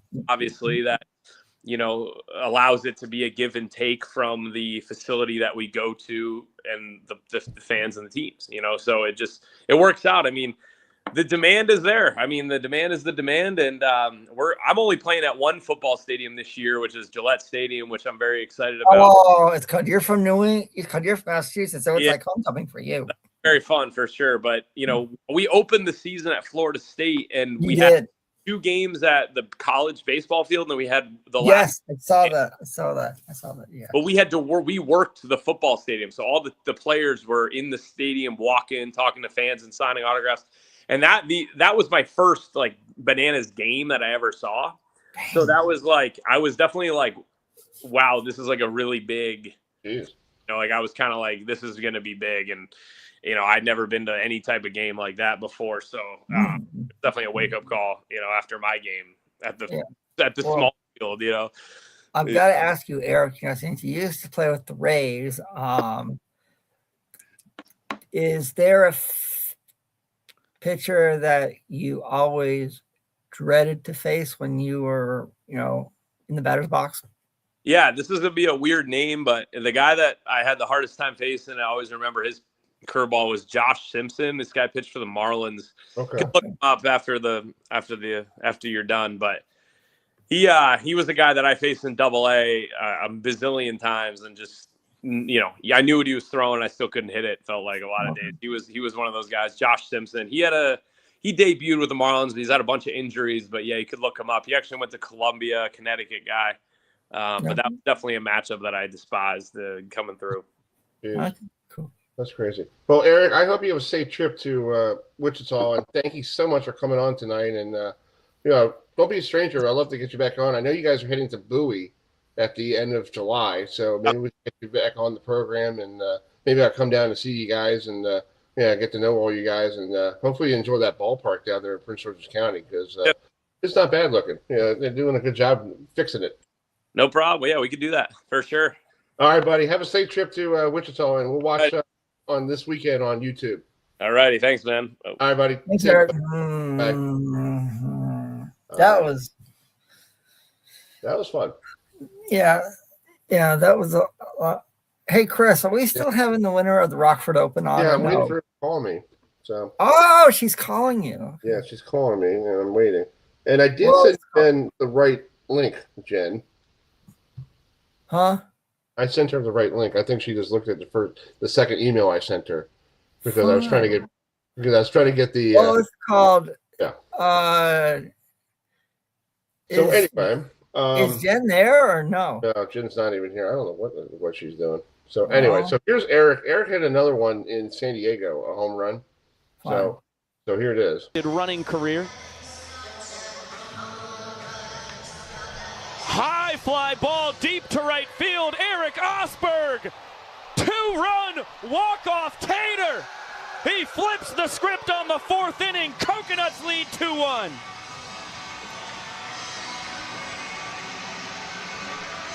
Character swing from Erik Ostberg, that's what he calls those. It was a matter of time before the 10-year professional picked up his first home run in banana ball.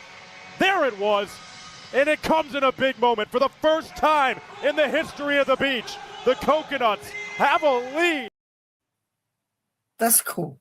Yeah, it is. Dude, it's a great game to watch on TV. It's 2 hours long, and it's fun. I've heard people criticize it, Chris, and it's like, why? Nicole and I watch it every weekend. We're going to watch Thursday, Friday, Saturday, because on YouTube. And to me, it's really good baseball, and it brings back the entertainment level what baseball's supposed to be. Yeah. Because baseball, I feel like Major League Baseball lost that step because they're too busy wondering if you're going to sign Juan Soto to a $150 million contract or whatever. And you still what they do at Banana Ball, Adam, is the same thing they do in minor league baseball. They got games. They have when they played down in Savannah, Georgia, where once a minor league team for the New York. Yeah, Savannah Sandats. I remember. They had like "Sing to Your Partner." It was great. It's like great baseball. It's like this. And Chris, Yeah. You look at all the celebrities that have been a part of, all these games. I mean, they bring back people. I think Yeah. Dabo Sweeney, when they were at Clemson, I think he was part of the game. I think I saw Bill Belichick at one game. You've had the good people at Dude Perfect. I mean, it's like I think I've seen like so many celebrities come out, and it's like, hey, I mean, if it works, it works. I mean, I love it. And then, like, if they get to the ninth inning, they call it a showdown inning. Yeah. And it means, like, if they tie, they go into the extra inning. They don't have extra innings. They just call it showdown. And first showdown is just a pitcher, a batter, and a catcher, and an infielder. Okay? And there's nobody in the outfield at all. Nobody. Okay? And you can hit a smash to the wall. Yeah. And you can run around the bases and score. Yeah. Yeah. And then if the next bat, then the home team comes up, and if they tie it, then they go to a second showdown. They could go to many showdowns. Dude, it was impressive. We were watching they were down in Richmond over the weekend. They were, yes. And that ballpark is very brand new. And it looks very nice. They did a great job. I went to Richmond with that old ballpark they still have in left field. That was no offense, Well, and there was a barbecue joint right down the street from there. Yes. Okay, in Richmond. And they better not take that building down because that was on Diners, Diners, and Dives. I had that food. It was great. Hey, anyway. Chris. Yes, sir. While we're waiting on waiting for a phone call. winner of the Rockford Open, I have to say this. Folks, if you know me and you know how much I love bowling, and you know where I'm going with this, Chris. On this day, 9 years ago, Natalie Tackett and her husband, EJ Tackett, were on their way to a bowling clinic in Atlanta. And somehow, some way, they stopped at someone's work out of the blue and surprised the living heck out of them. And if you're wondering who that person is, it's me. Yeah, I'm trying because to find when Natalie Tackett put it on her Facebook page this morning, I was like, I can say this, I had known Natalie and EJ probably the longest out of any other professional bowlers out there on the PBA tour. And it's like, I can't believe it's been 9 years since on this day that Natalie and EJ Tackett came to visit me where I used to work. And Chris, when you saw that, what was your initial reaction? I'm bringing the photo up. Here it is. There you go.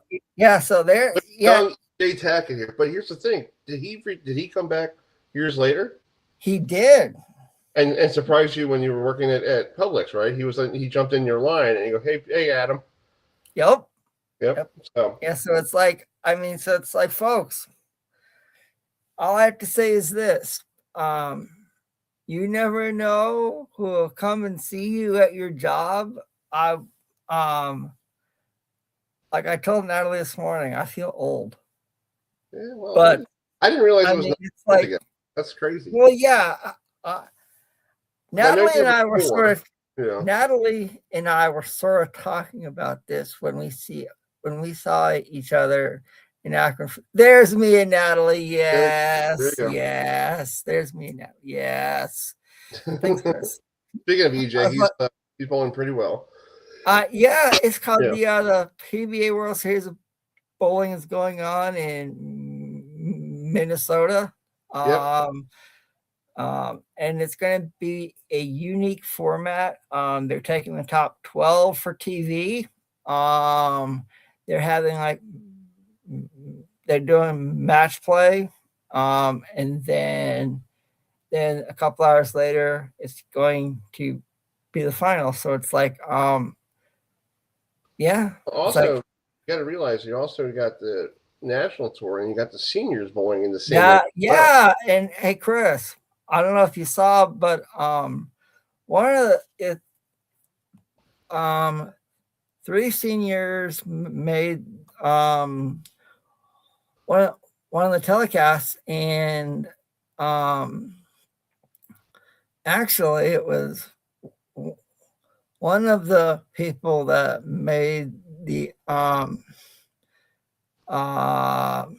it was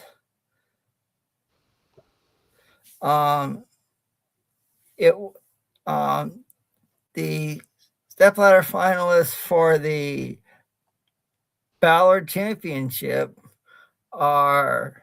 Hold on a second, I'm pulling it up for you here. Fine. Okay, so yeah, you got John Janowitz, Bill Rowe, and our good friend Jason Couch is the Ballard Championship, and then for the Monticelli Championship, it's Jack Jurek, Bill Rowe, and Jason Couch. And you can watch those on the CBS Sports Network. And I'm happy to see this CBS Sports Network airing PBA 50 telecast. And it's like, well, we're going to try next week to try to get the winners of these things to come on our show. I know John, our friend John Janowitz, he's not bowling in the World Championship of the because he hurt his finger. He got injured, yes. Yeah, he hurt his finger, but he's gonna bowl. But the cool thing is, right now, Mika, I see. Major Mika Kwagunyemi, yes. Yeah, Major Mika, he's doing pretty well in the Johnny Petragia Championship right now. Yes. Yeah, but he failed Janowitz in match play, so they're working on it right now. Our friend Dave Vermont is out doing that as well. So and Minnesota, yeah. And Sunday, Dave Lamont celebrated a birthday. And yes, happy birthday to Dave. Yeah, it's called. And yes, Dave Vermont is a good. Yeah, he contacted me tonight because I was going to get him on, but he's been he's been broadcasting all day. Oh yeah. Yeah, and I told him let's do it next Tuesday because I don't want. Yeah, we'll do it. Yeah, it's called. Oh yeah, we do have to say happy early Mother's Day to all the moms out there. Well, you got your mom. I got a picture of your. Yes, it's called. There's my mom, Katie. Yes. So they're probably going to kill me for this, probably. No, she's not. But still, she is my rock. And my mother. Oh, there you go. Yeah, that's a young Sophia. So I had to grab her up with her Facebook page. Yeah, it's called Happy Mother's Day to my mom, Katie. Happy Mother's Day to your mom, Chris. And happy Mother's Day to Nicole's mom, Suzanne, too. Yes. And happy early new mothers like Nicole's sister, Kelsey. Yeah, she is now expecting her second child later in the year. So. Yeah. So happy early Mother's Day to Debbie Antonelli. Yep. Chris. Everybody happy, and we got cool stuff going on this week. Neil Diamond is putting out his new album coming out on Thursday. I think it's Thursday. Yeah, Thursday or Thursday. So we'll no, I think it's Friday. Is it Friday? Let me check the May 8th. Yeah, let me check the calendar. Everything runs in a Y. You know that, right? I know that. Yeah, it's Friday. You're right, dude. Friday. Right. New one. On this day in Met history, before we move on here, before we get out of here, Mets didn't play tonight because due to. I remember watching this game. I was watching this last year or in 2020. It was a big comeback up in Philadelphia. So here it is. Ronnie Marte homered for the only Met run in the 6th inning. Chopper hit to the left side. Hustling in is Camargo. The quick toss not in time. Marte beat it out. And he drives one to deep right center field. Forget that. That is way out of here. That's the way to break a slump. Long gone. Home run, Francisco Lindor. Well, that takes care of that 0 for 18 in rather prodigious fashion. Now Pete Alonso, the batter, and he is 1 for 3. That's line just past the glove of Bowman down the left field line, and Alonso's got himself an extra base hit. So 3 straight hits for the Mets to start the ninth, and all of a sudden they've got something brewing. And McNeil hits one through the hole. That's a base hit. Alonso will be held at third. McNeil with his second hit of the night.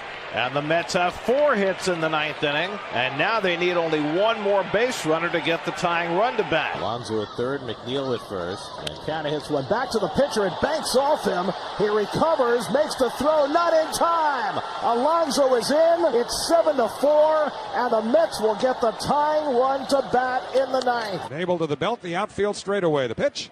Fastball line towards third. Fair ball, base hit going into the left field corner. In to score is McNeil. Canna will be held at third, going to second, stopping there with a double and a run batted in. A pinch hit double is J.D. Davis. It is now 7-5 Philadelphia. The Mets with 2 in scoring position are potentially a base hit away from tying this game. Randy gets the curve and lines it into center field, a base hit.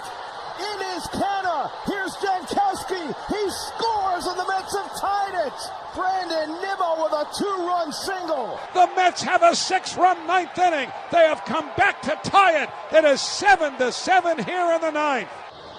And Starling unloads one deep left center. Back to the warning track goes Herrera near the wall. It's off the base. Here's Nimmo around third. He'll come in to score, and the Mets take the lead. Unbelievable! Holy shnikes! The Mets with a 7-run ninth inning at Citizens Bank Park. So I remember sitting here downstairs watching that game, and I was like, wow, we came back and won it, you know? Crazy.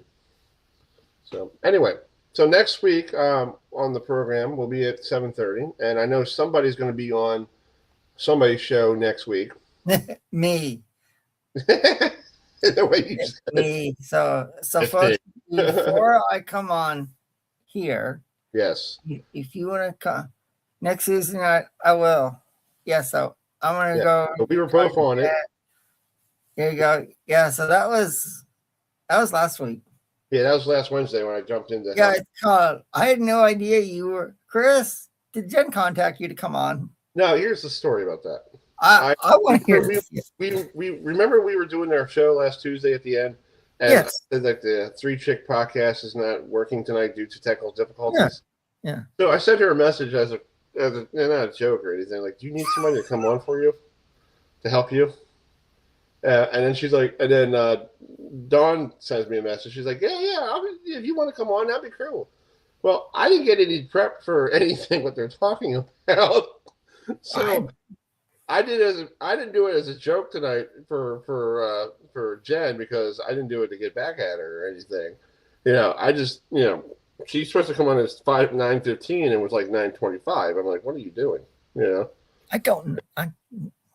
So anyway, so you'll be on next week with her, and I get to talk. I'll probably talk NBA playoffs, college softball, and whatever else those. Yeah, and then next week we'll start. Those ladies want to talk about. I'm going to be nice. Yes, be nice. Next week we're going to have some interviews. We're going to hopefully do on Monday evening if you're available. We're going to do that. Yeah, I'll be available. Who are we interviewing? Talk to Alex Horton, the guy from bowling. Oh, really? Yeah, he's flying back from Minnesota, and he's flying back out there over the weekend to bowl on the TV final stuff. Okay. Then what time are we talking to him next Monday? Yeah, next Monday, and then I'll give you the times. And then next Monday we'll be talking to the voice of the Norfolk Tide, Pete McCure. What's his name? The voice of the Tide. Cool. We'll talk to him. Issue. Yeah, we're going to talk to him. And then, so we're going to play one of those interviews next week on the beginning, like we did tonight.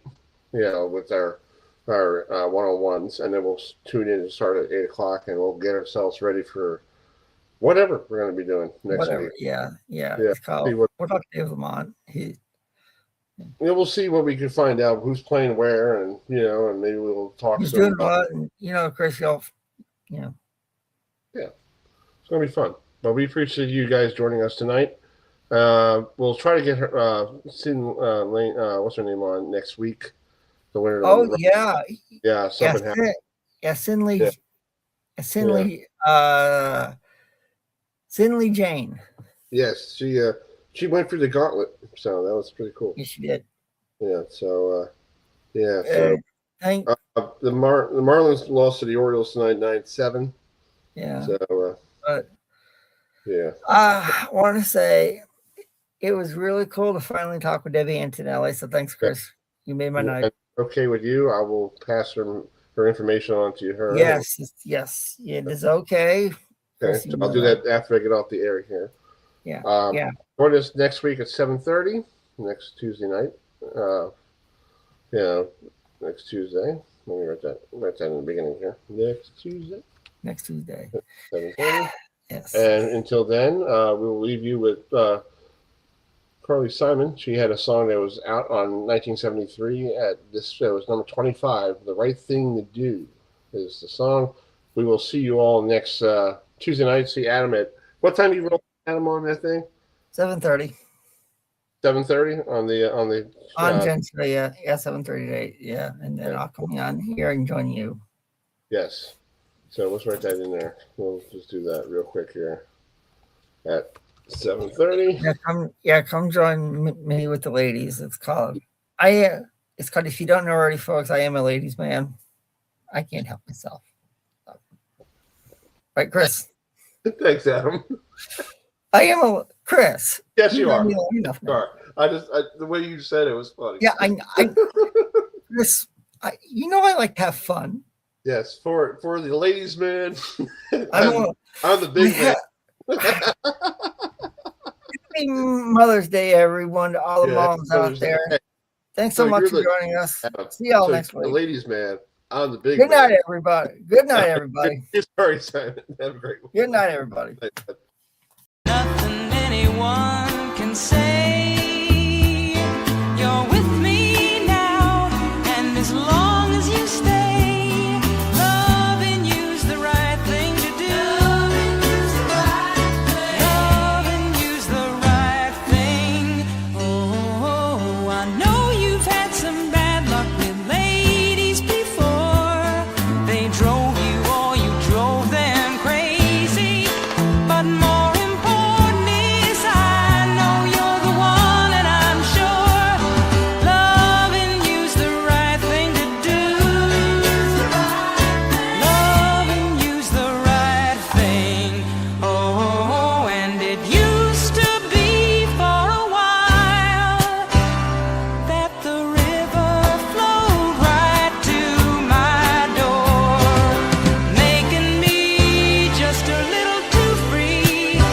but now